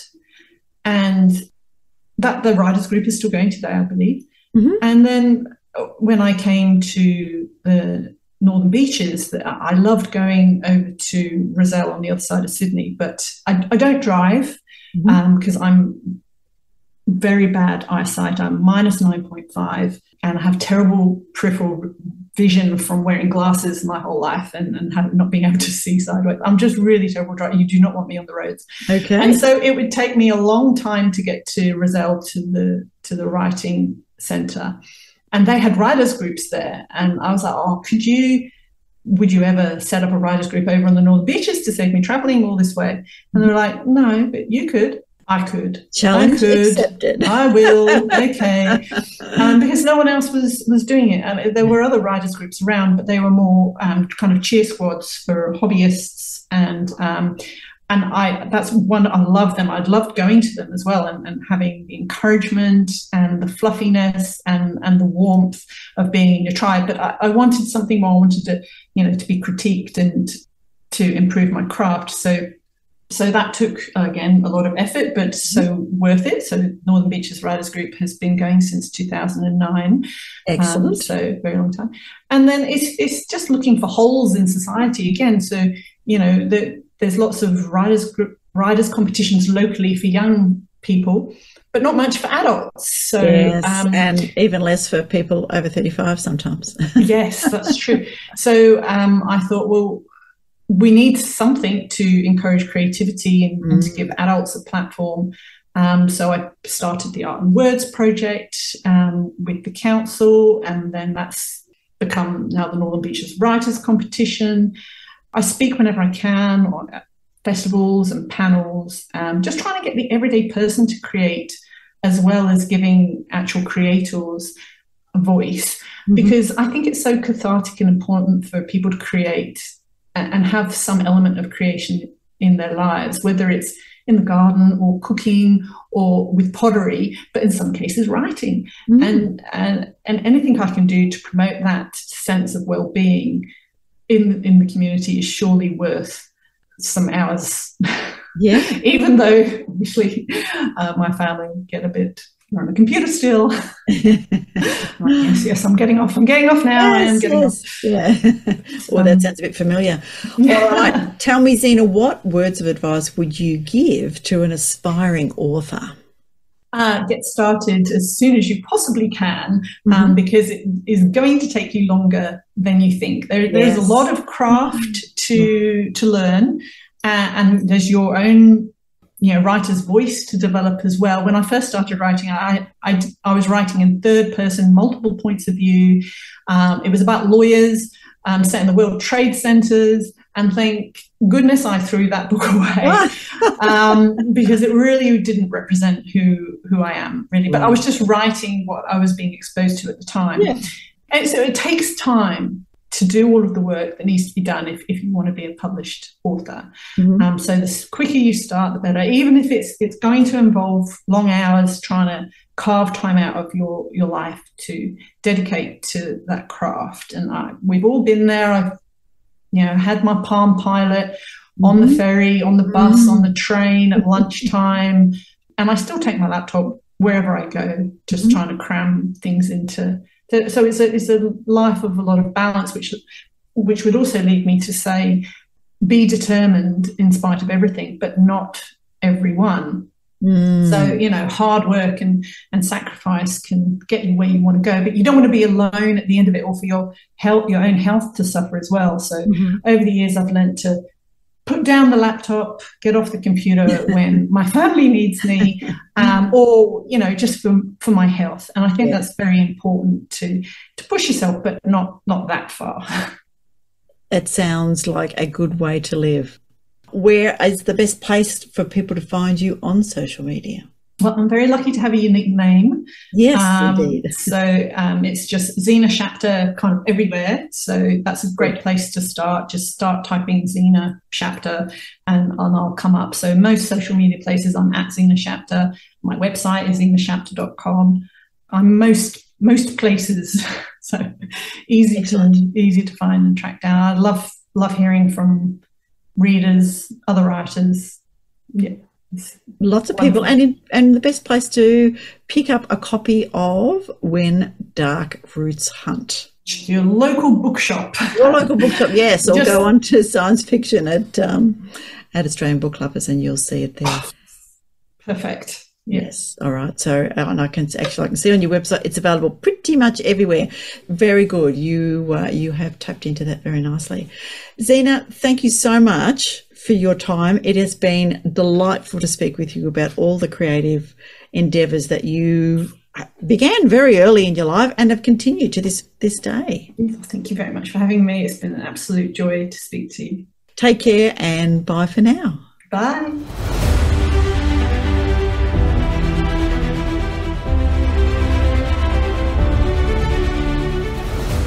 Zena, thank you so much for such a wonderful interview there with Veronica and for being a part of the Australian Book Lovers podcast. Absolutely amazing. And, well, Veronica, that's one way to know you have a passion for writing, isn't it? Yes. I mean, how good is that? Your poem or your life. So, yeah, I really do. I love that story. And it sort of underlined a number of the things that Zena spoke about, that kind of imperative to write, and how important that was to her, and how creatives just have to get that writing bug. And I love the way she was able to channel that creativity into so many different channels, which is really good. She's consistently absorbing things in the world, and really as well as her affinity for ants that keep chasing her all around the world. Let's leave that one alone. But she's an advocate for creatives. She speaks, she runs programs, she writes herself, she started, community writing groups, all those kind of things, and said that trying is all anyone can do. Well, realistically, that is all we can do. Yeah, yeah. I can't guarantee much more than that, that's for sure. No.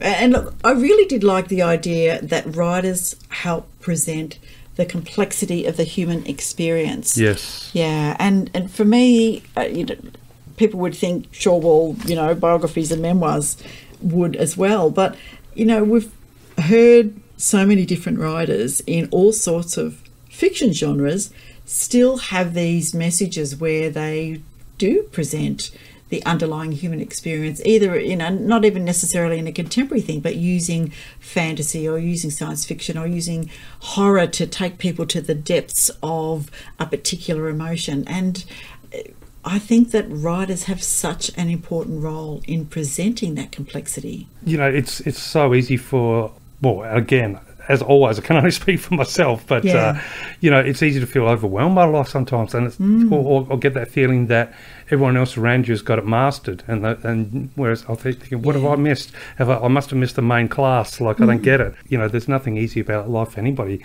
and it's just complex game that we've got to play. When I say game, and I'll rephrase that to a complex existence that we have to navigate our way through. And and I think we spoke something similar about when we spoke with Jacinta too, about finding those roadmaps for each of us in different literature or different stories that might be that might resonate at that time in your life when you needed to have to see that somebody else is face some of these complex issues and how to navigate these complex pathways through life, and books can be so amazing. They can give you so much confidence if you can just have that synchronicity going and you can stumble upon that story. I think that can really get you to where you need to be in that particular point in your life. It's just a beautiful thing. And I think when you look, I'm not a big proponent, as you know, for a lot of the sort of reach out and it'll be there.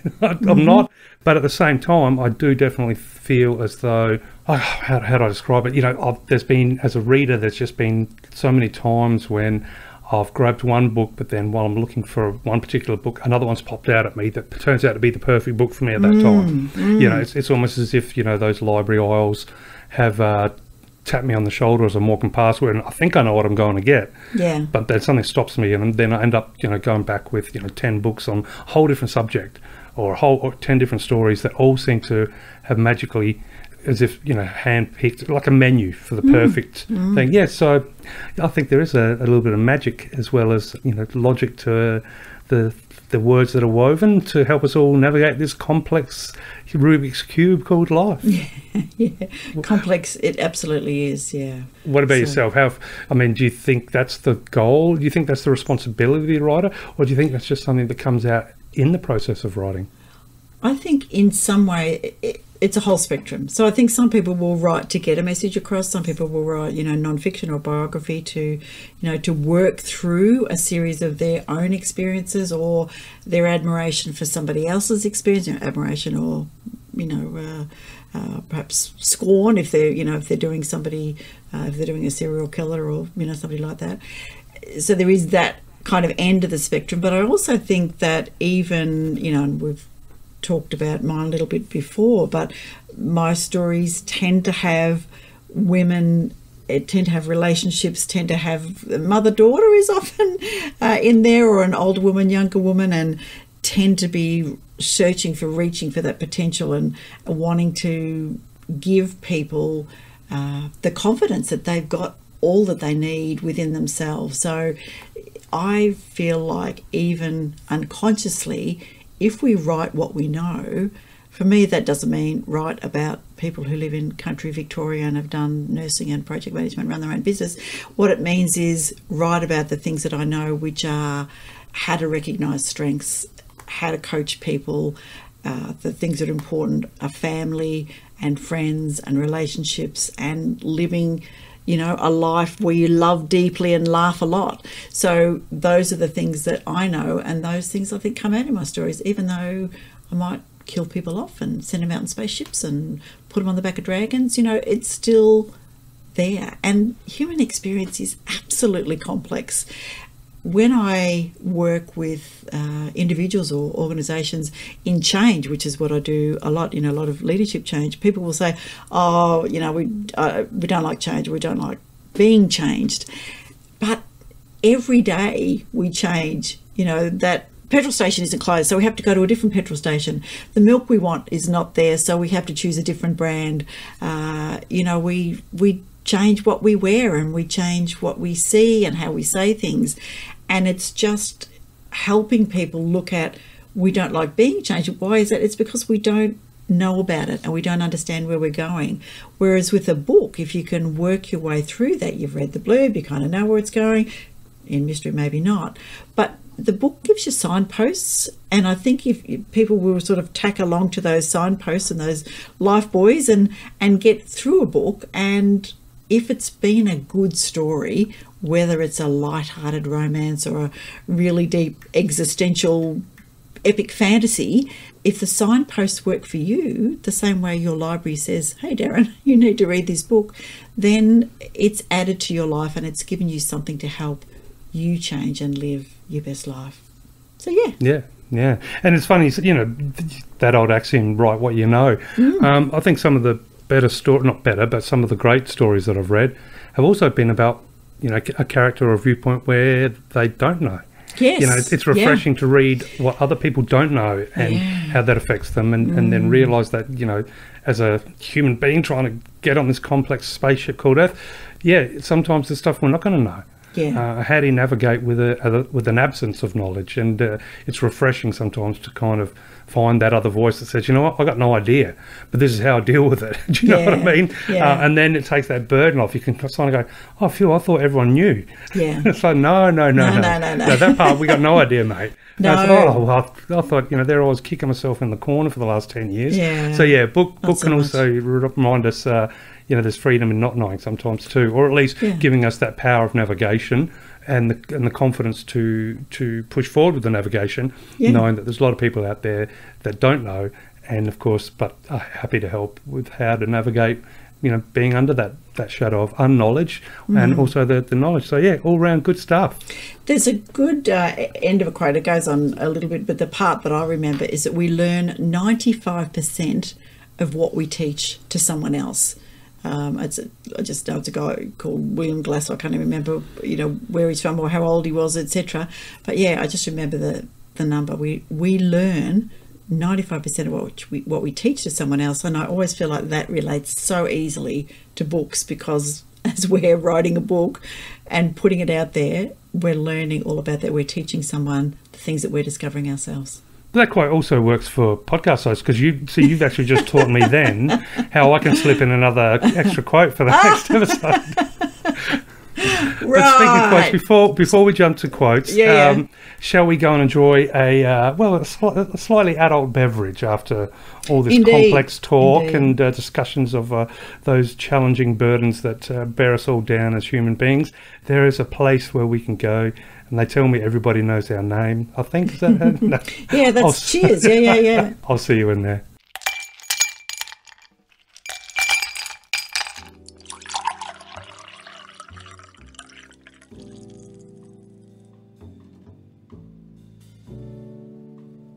All right, listeners, we are in the Writer's Lounge, and I really think a long, dark red wine would be good for me tonight. I accidentally, the other night, hubby said, what drink do you want, as he went up to the bar, and I said, I'm thinking I'll have a Sauv Blanc, but I said Cab Sauv, and in fact it was the right choice, so the red was much better.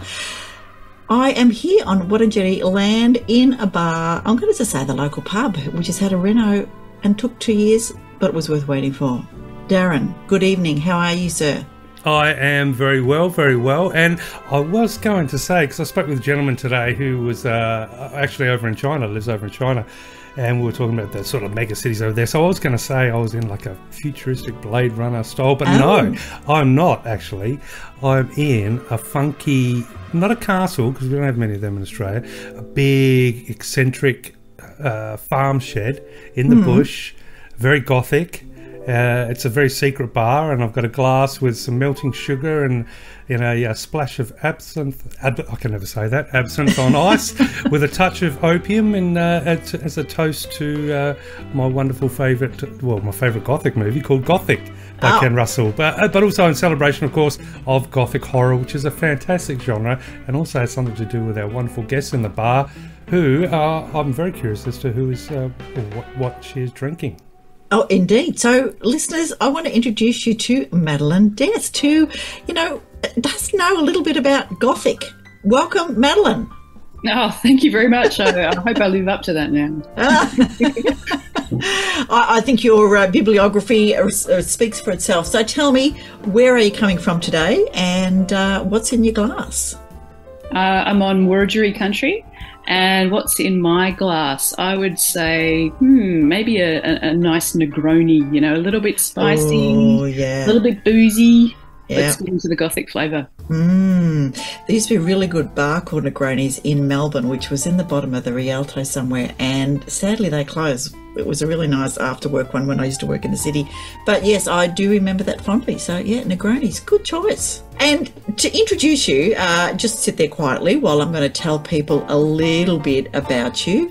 So who am I? So Madeleine grew up in Tasmania. She now lives in inner city Melbourne, surrounded by books. Absolutely perfect life, if you ask me.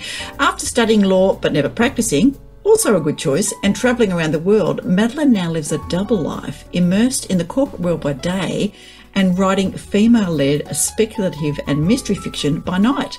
She hosts the weekly Dark Mysteries book review radio show podcast on artdistrictradio.com, as well as Right Through the Roof, the podcast for writers.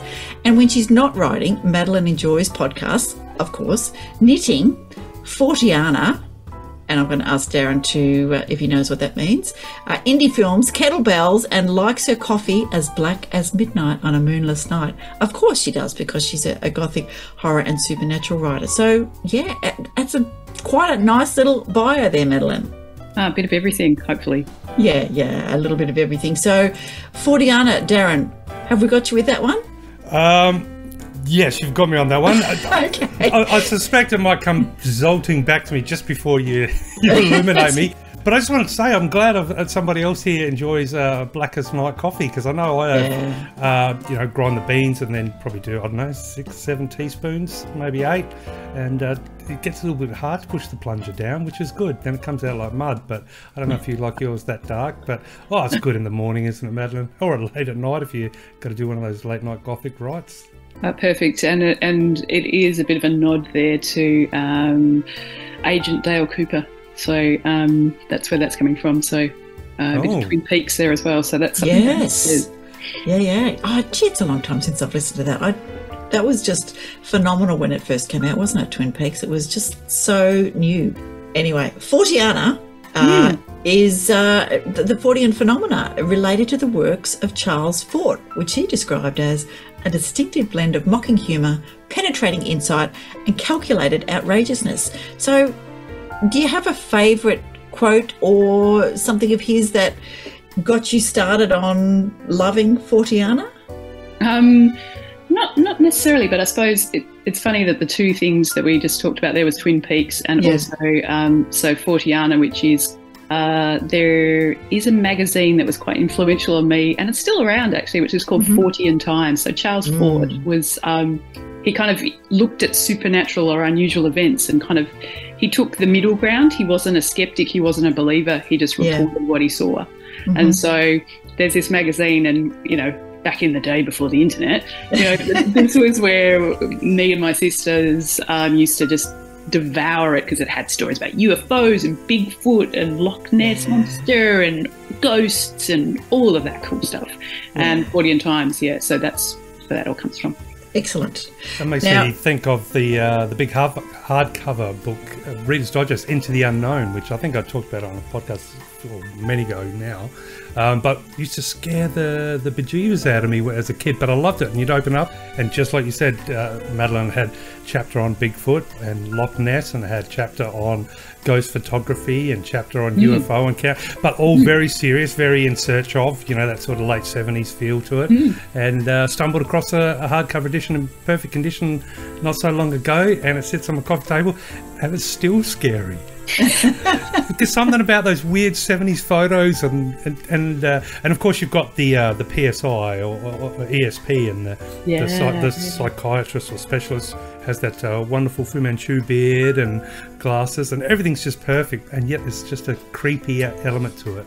Isn't it funny, this 1970s, the how they pitched horror at children, and just like kids today They got just me. freak out. Us who grew up on it, we just loved it. But you look back at it and go, wow, that's actually pretty full on. Oh, look, it was a rite of passage, wasn't it, to watch an episode of In Search Of, then go to bed? Hide behind the couch from Doctor Who. Oh, yeah, yes. yes. God, I That love intro. that. Now, So- Madeleine, you have a whole stack of books, and I have to say, I think I've read all of them bar the odd short story of yours. Oh. What I love about your work is that it's generally Australian, apart from Women of Wasps and War, but it feels so local, but it also has that supernatural or horror. I mean, how do you fight a vampire in Australia? That was Bloodwood, which is fantastic, and you had it set just up the road from me, which was also a little bit interesting. The Flower and the Serpent, back in your home state of Tassie, but you blended Macbeth with the horrors of high school, and a nasty little piece of darkness coming out of the fog. So, apart from what you've mentioned already, where did your love of Gothic come from? Because then we're going to launch into Radcliffe, your new work. I've asked this question of myself quite a bit, and I'm not sure, and it might come from exactly what we were talking about. It's the weird, the unusual, the unknown, and just finding that really kind of delicious. And so that's carried with me with all these influences that some of them we've already talked about. But into the modern day where, Gothic is a particular type. So, you think of a spooky house, and you think of kind of heightened emotions, and you think of claustrophobia and secrets and things like that. And then there's those old kind of 60s and 70s pulp book covers of the lovely woman running away from a house with the dress floating behind her. Yeah. And I can't remember who it was we were chatting to, Dirrarn, but somebody we talked to who wrote horror, who expressed that it was, it might have been Pauline Yates, but she expressed that it allowed the real depth of emotion that maybe you can't get when you're writing just I'll say an ordinary story, but a story that doesn't deal with horror. Whereas with horror, you can be frightening, or you can be truly depressive, or you can be truly, violent or bloodthirsty or whatever. And, is that what attracts you, Dirrarn, to horror? That because I know a lot of your work deals with sort of existential stuff as well. Yeah, I think it's just turning the volume and all the equalizer buttons up, isn't it, really? Yeah. And there's certain, to use a music analogy, we all have a certain perception and expectation of pop songs and different variations of songs. Horror's kind of your out of control symphony, or your out of control strange metal or something where you don't know what's coming next. But not only that, the emotions it has the potential to evoke, I think, can really, but take a human experience and put it and explore, facets, hallways, attics and light up areas that just normal stories aren't going to get you they're not going to get you there. But when you were talking about what inspired your love of Gothic, Madeleine, it made me think, would I be right in sort of thinking, like, when we think about Gothic, like, a lot of horror is there's an evil. It might even be something spiritual, or something from different realms, whatever it might be, but usually it's just dealing with that thing, facing the evils, maybe working out how to defeat it, and obviously the human emotions that come with being brought to the verge of death, or whatever it might be. Whereas for me, when I think of Gothic, it's similar to that, but also questioning where it comes from. Why is it coming from? You know what I mean? There's a bit more of a thought process, I think. Gothic is kind of where that crossover, where it's like, ooh, where is this thing coming from, and what does that represent, and where does that lead to? I don't know. I don't know if I'm just like babbling after the absence is starting to kick in, but I think it has got its rules. So in terms of some of those things that I mentioned before, but it's also it's very psychological thriller kind of level of horror. So it's not going to be a big bad monster like some other stories might be. So it is a bit more mental, and it has that it's often wrapped up with families and secrets and hauntings and that kind of thing. So, but back to what you were saying before about horror, yeah, it really lets you just delve into the deepest, darkest fears and really kind of base level emotions that we all have. So I think that's what makes it fun. Yeah, and we don't often, hopefully, get those in real life. So yeah, it's nice to be able to read it in a book. Yeah. We spotlighted Radcliffe earlier in the episode, so I'm just going to give people a quick overview of what it is, and then we're going to jump into where did this come from. So Radcliffe is in fact a Gothic novella. A 3-story ramshackle house in North Melbourne is full of secrets. Tamsin is led to the building by a voice inside her head, a voice that tells her death is coming. With no respite from the eternal summer heat, can Tamsin find out who death is coming for and solve the riddle of Radcliffe? Da, da, da. Do you know the house? Is there a house in North Melbourne that inspired the work, or did it come from the deep recesses of your mind? I was going to put an adjective in there, but I thought, no, that would be rude. Just say, where did it come from? It's a conglomeration of places, but it is...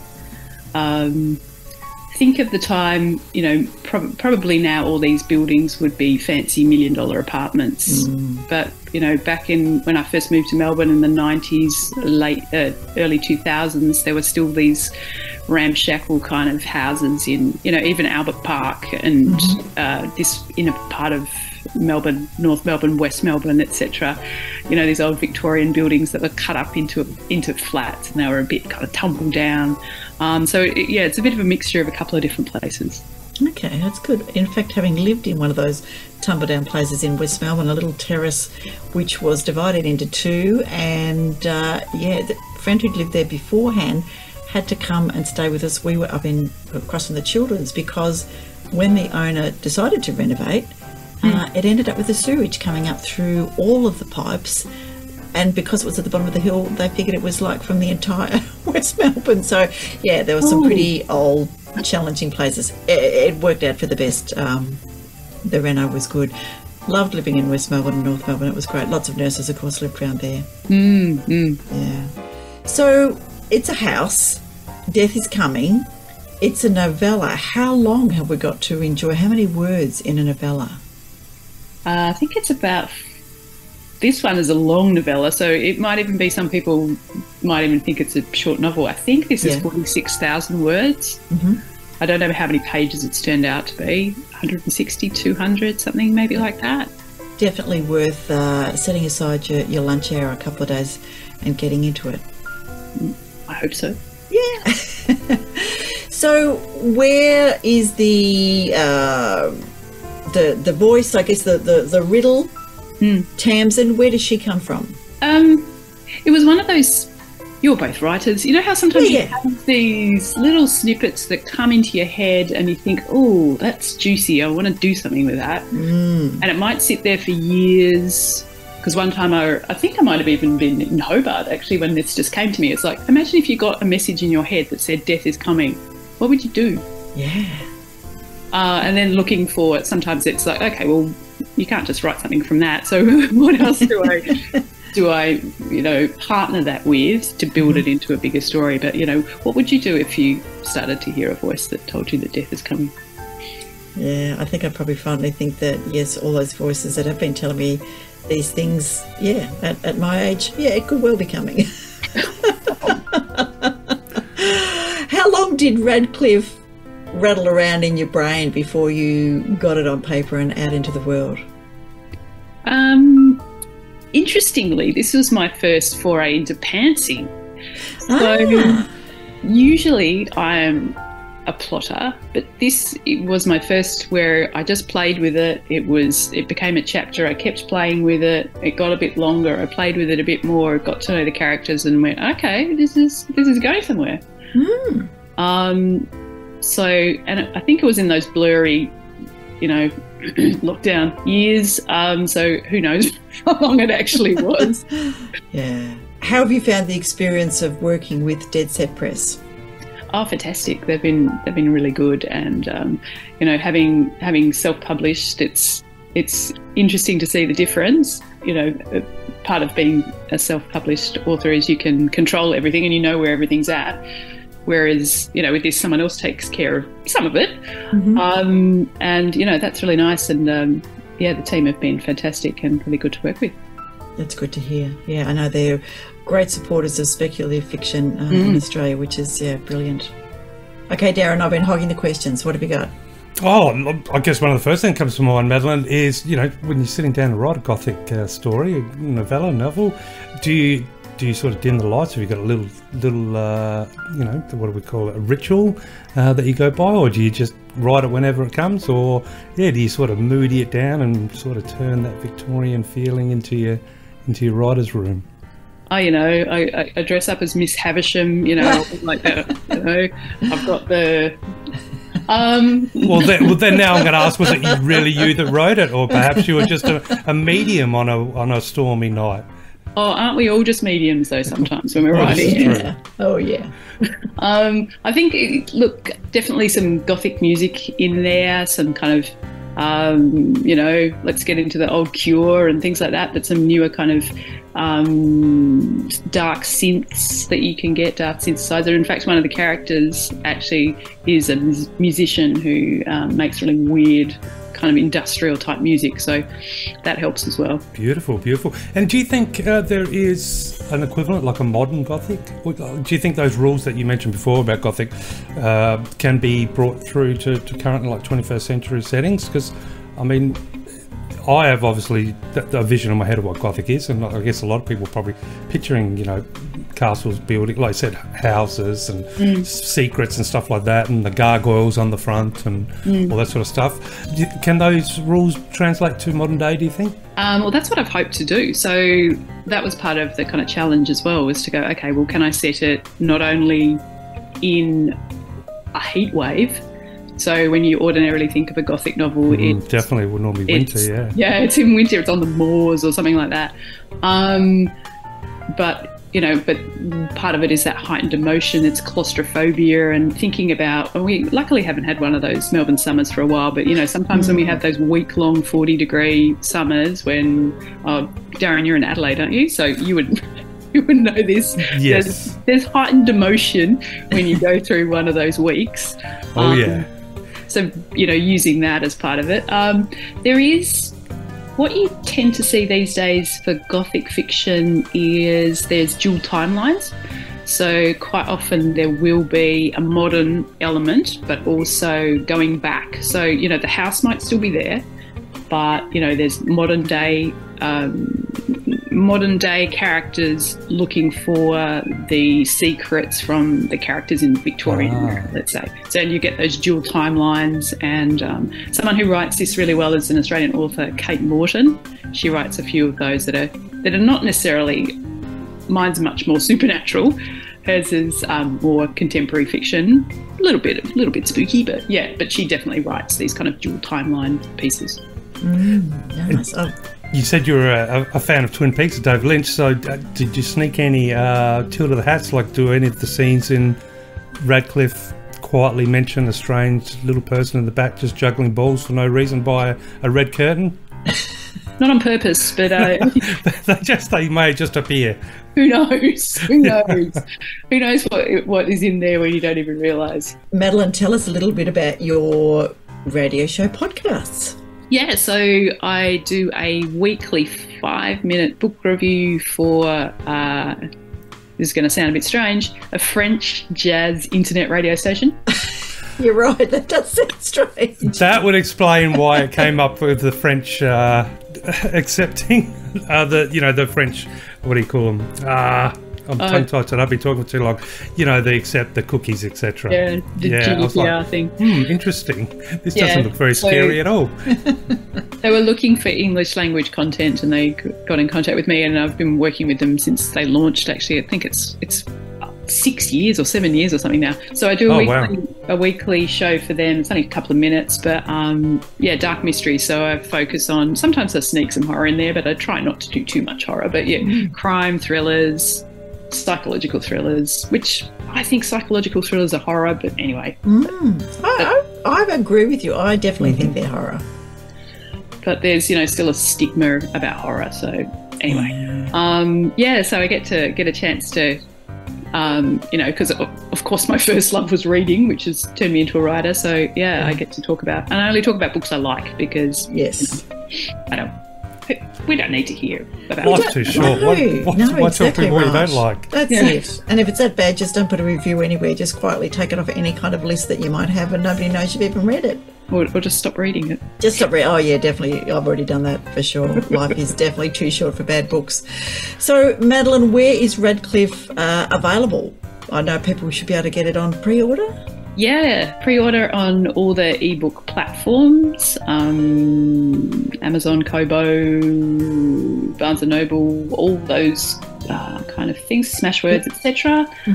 Excitingly, Dead Set tell me that Brunswick Bound in Sydney Road are going to stock it. Great.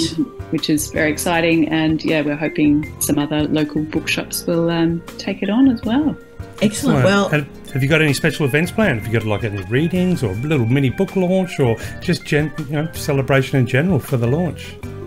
Only me and my mates in North Melbourne. So I've chosen a bar that actually there is a bar in North Melbourne who does kind of vaguely appear in the book, but I'm not going to that one. I'll go to a different one. But that's we'll have a little drink. Just very nice. And Brunswick Bound is not far from where a couple of my kids live, and I have been in there several times, so perhaps I should pop in and get my copy there. Sounds good. Ooh. So have you finished your drink there, Madeleine? Have I finished my Negroni? Yeah. Yeah. Yeah, I've just got the dregs of the Cab Sav in mind. Darren, how goest your absinthe? My opium/absinthe is finished. There are strange scratchings on the shed mansion in the bush, and I'm going to dim the gas candles and quietly chat amongst the family that own the place and ask what are those noises, and they're going to just tell me, hush now, head yourself upstairs. Yes, we'll lock the door behind you. And I don't want to go. What noises? I can't go outside, I don't want to go upstairs. What shall I do? But no, Madeleine, awesome. Thank you for joining us in the Writers' Lounge. Congratulations on the release of Radcliffe. And I did have one question. Are you taking a break now, or are you already hot on the trot and working on something new? Oh, yeah, of course. Secret squirrel stuff. These things take, because publishing takes so long and querying takes a while and So, I've already, a couple of things in. Excellent. Hopefully we will have you on soon, and we'll get you on for a long chat and talk about all of your books. So in the meantime, listeners, Madeleine's website is Madeleine, Madeleine, Dest, Deste on the end.com. Jump on there, read all about all of her books, including The Antics of Evangeline, which we know well. We had Christmas with Evangeline in Christmas Australis, which is a fabulous little anthology that came out from a really interesting group of writers just a couple of years back. Thank you for just terrorising me, Veronica, and reminding me that Christmas is now almost around the corner. Oh, it is. Yeah, there's some hideously low number of shopping days. Madeleine, thank you very much. Good luck with Radcliffe, and I will definitely be getting my hands on a copy. Take care. We'll talk to you soon. Lovely. Thanks, guys. Thanks for the drink, Madeleine. See ya. So thank you, Madeleine, for a lovely chat in the Writers' Lounge, and good luck with Radcliffe. I am sure that's going to go off. I really enjoy Madeleine's work. She has such a lovely writerly voice, and a little bit gruesome. She does like a little bit of horror. That's good things, only good things. All right, time for quotes. And so I am going to kind of cheat a little bit, Darren, as you kind of foreshadowed that you were going to, because I'm going to give you a quote from Zena Shapter, which we had in, we shared when we had our chat on the interview. So Zena says, "No matter what I write, all my stories naturally and imaginatively tune into the truth about who we are as humans, our relationships with each other, and our relationship with the worlds in which we live." Yeah, I mean, that's pretty definitely, good, I think, a quote that's going to resonate for a lot of people. Yeah, she knows how her stories sit, and she knows what her messages are, and her human experience. So there you go. Thank you, Zena. That was my first quote. What have you got for us? I've got a quote from American novelist Toni Morrison. And the quote is as follows. This is the time for every artist in every genre to do what he or she does loudly and consistently. It doesn't matter to me what your position is. You've got to keep asserting the complexity and the originality of life and the multiplicity of it and the facets of it. This is about being a complex human being in the world, not about finding a villain. This is no time for anything else than the best that you've got. And that was Toni Morrison, American novelist. Yeah, I like that. I like that. No time, just the best that you've got. Yeah, I like it. It's good. Kind of fits in, you know, all you can do is try. Really, trying is all anyone can do. Yeah, that's right. And why, if all you can do is try, which means, you know, the best you can do is the best effort you put towards that try, why would you divert precious energy and resources to, you know, I guess for me, I take from that, you know, it's about being a complex human being in the world, not about finding a villain, you know, not blaming other things or blaming other people or finding reasons why you can't do something or why something. Do you know what I mean? Like, that's just wasting resources, especially if there is no time for anything else but the best that you've got.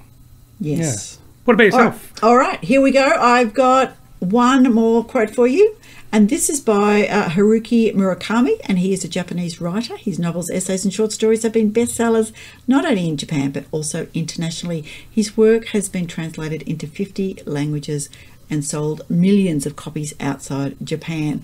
Lots of beautiful quotes of his I enjoy, but I feel like this is a really, really good one. And once the storm is over, you won't remember how you made it through, how you managed to survive. You won't even be sure whether the storm is really over. But one thing is certain. When you come out of the storm, you won't be the same person who walked in. That's what this storm's all about. Yeah, I like that very much. Yeah, it's good, isn't it? Absolutely. Yeah. And I mean, it obviously has just a very basic but profound truth to it. Yeah. I mean, that is the case. It is, yeah. And, you know, life's the storm, and, you know, the various other storms that we have, you know, all surrounding us, you know, change and pandemics and massive global financial crisis, and then small ones, we can't find our keys, and, yeah. Anyway, lots of different things I feel like are storms. So tell us what your sneaky second quote is.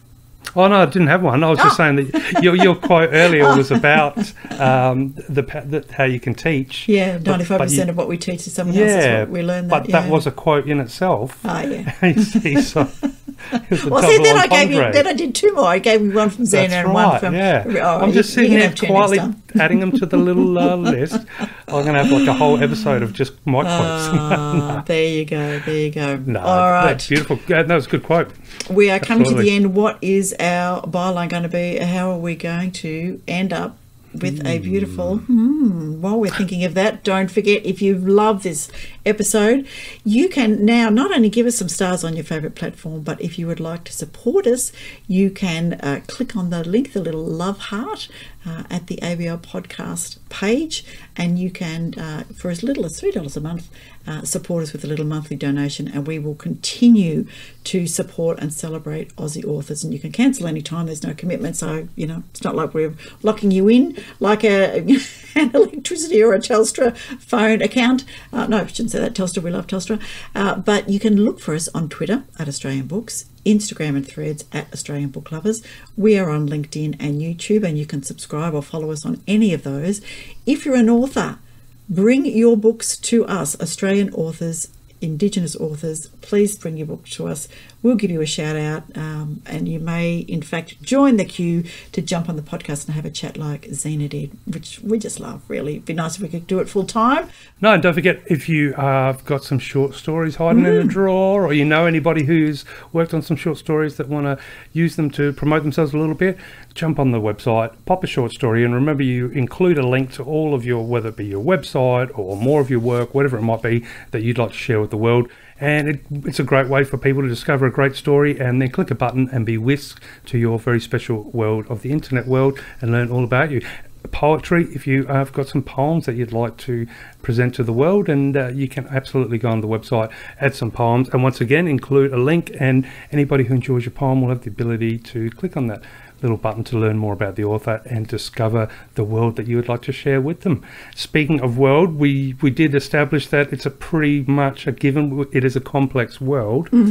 I was thinking for the tagline, maybe we are, not to say we are in real life because I'm far from it, but of course this is all pretending that we are like not so much architects, but more analysers, more observers of the human complexity or the life. And there's weird computer noises going. We've got monitors looking all around the world. We're studying human beings, and yes, because we understand life's complex, because we have been tasked with monitoring and making sure that complexity keeps up. So maybe we're like mad little scientists just quietly watching the world. So we'll be very clinical, I guess. Clinical, and a little bit snobby because, of course, a little bit posh. If we're tasked to observe the complexity and record, well, obviously we're far more complex than those that we are just judging complexity of. Does that even make sense? Probably not, but we'll give it a shot. Indeed. Now, before we do that, I forgot to say that the giveaways in the next newsletter, if you haven't joined our newsletter, get over to australianbooklovers.com/booklovers. We are giving away 3 copies of Eugen Bacon's Serengeti, which we spotlighted last episode, a copy of Simon Higgins' Dust and Dragons, and a copy of Pauline Yates' Memories Don't Lie. So we've got a little bit for everybody there, particularly in the fantasy and sci-fi and contemporary. So jump in. Okay. Who doesn't love a good free book landing in their letterbox? I know, right? Yes. I mean, realistically, that is a beautiful treat, for considering most of the letters that I get are not the ones that I want to open. I love being able to share with the people who sent their stories and say, well, you've got it. And one lady in particular, a lady from Canada who got Laurie Bell's Boss from Hell. She had a dreadful story about a particular boss, and she came up in the spin, and she was just blown away. She said, I almost deleted this thinking, didn't I hear from them about a week ago? And she said, yeah, absolutely made her day. And she said, like, I won't say the swear words, but it was very much in line with the beautiful voice that Laurie had in the story of Boston House. I thought, yeah, perfect recipient. Yeah, and it's just nice to know Laurie's story is all the way over there in the North American regions. That's what and probably getting swapped between hands too. You got to read this, you got to read this. Indeed. Because they're supposed to be super friendly, the Canadians. So. Yeah. And look, we've got I better not say, because that's one of the entries for one of the books this time. So I won't say it hadn't been chosen. It doesn't close till this Sunday. So get out there, people. If you're a newsletter person, click on the link. Time to say goodbye, Dirrarn. But in the meantime, let's step into the computer room. Indeed.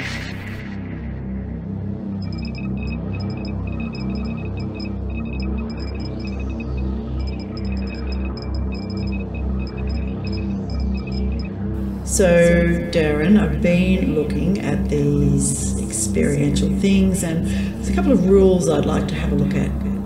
Well, they are strange creatures, really, aren't they? Indeed. But I suspect we need to manipulate their sources of knowledge and information just to perhaps do a subconscious reminder for them to... Yeah, some subvocal poking of the cerebellum, indeed. Yeah, they need to remember to read more Aussie books.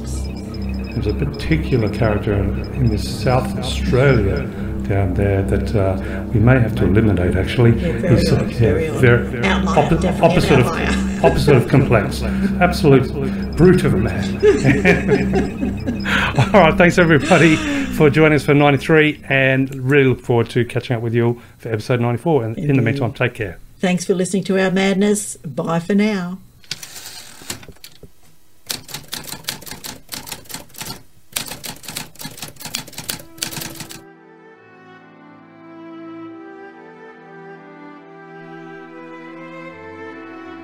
Hello, I'm Zena Shapter, and this is Chapter 1 of When Dark Roots Hunt. Not all of it, just a little snippet. No matter how gently I unlatch our cabin door and ease it open, it's always too loud, especially when I'm the only one awake in our soundless sleeping village. Ancient hinges groan, then give a final creak so sharp they could sever the antennae off a water ant across the lake. My father's sleep-breathing shifts, lightens. I wince and stop moving. The mud skipper bag in my hand swings. My furry black pointer Spike sniffs at it. Fresh mud skippers? He bucks at the scent, then looks up at me with knowing. This isn't another practice. He snaps his long downy snout around to assess my father. slowly raising 2 of his 6 leg spikes to the doorframe. Is he preparing to tap to wake, Father? I place my hand on his rear, just before his bushy green feathered tail, and give him a tap of my own. When he faces me, I shake my head and mouth a firm no. In the moonlight, I know he can see my face. He huffs loudly, his only way of making sound. But Father was up as late as anyone last night. Too tired to be roused, he rolls over and drops back into his dreaming. Thank ye, may everyone's sleep be as solid tonight. I usher Spike outside, close the door, and steal through a crisp, motionless air, sneaking barefoot along stilted boardwalks, salty lake water rippling underneath. Rhythmic and steady, they mask our passage with a dark lullaby, curling around the village's lakeside shadows, serenading us with a half-hearted promise that as long as I slink under open windows in winewood walls, as long as Spike taps gently over boardwalk connections and doesn't jump or skip, no one will hear us. The quiet blanket of night will wrap itself around us, weighted with a familiarity that whispers, everything is going to be all right. I have a good idea, the only idea, and everything will be all right. Let's meet again, where magic happens.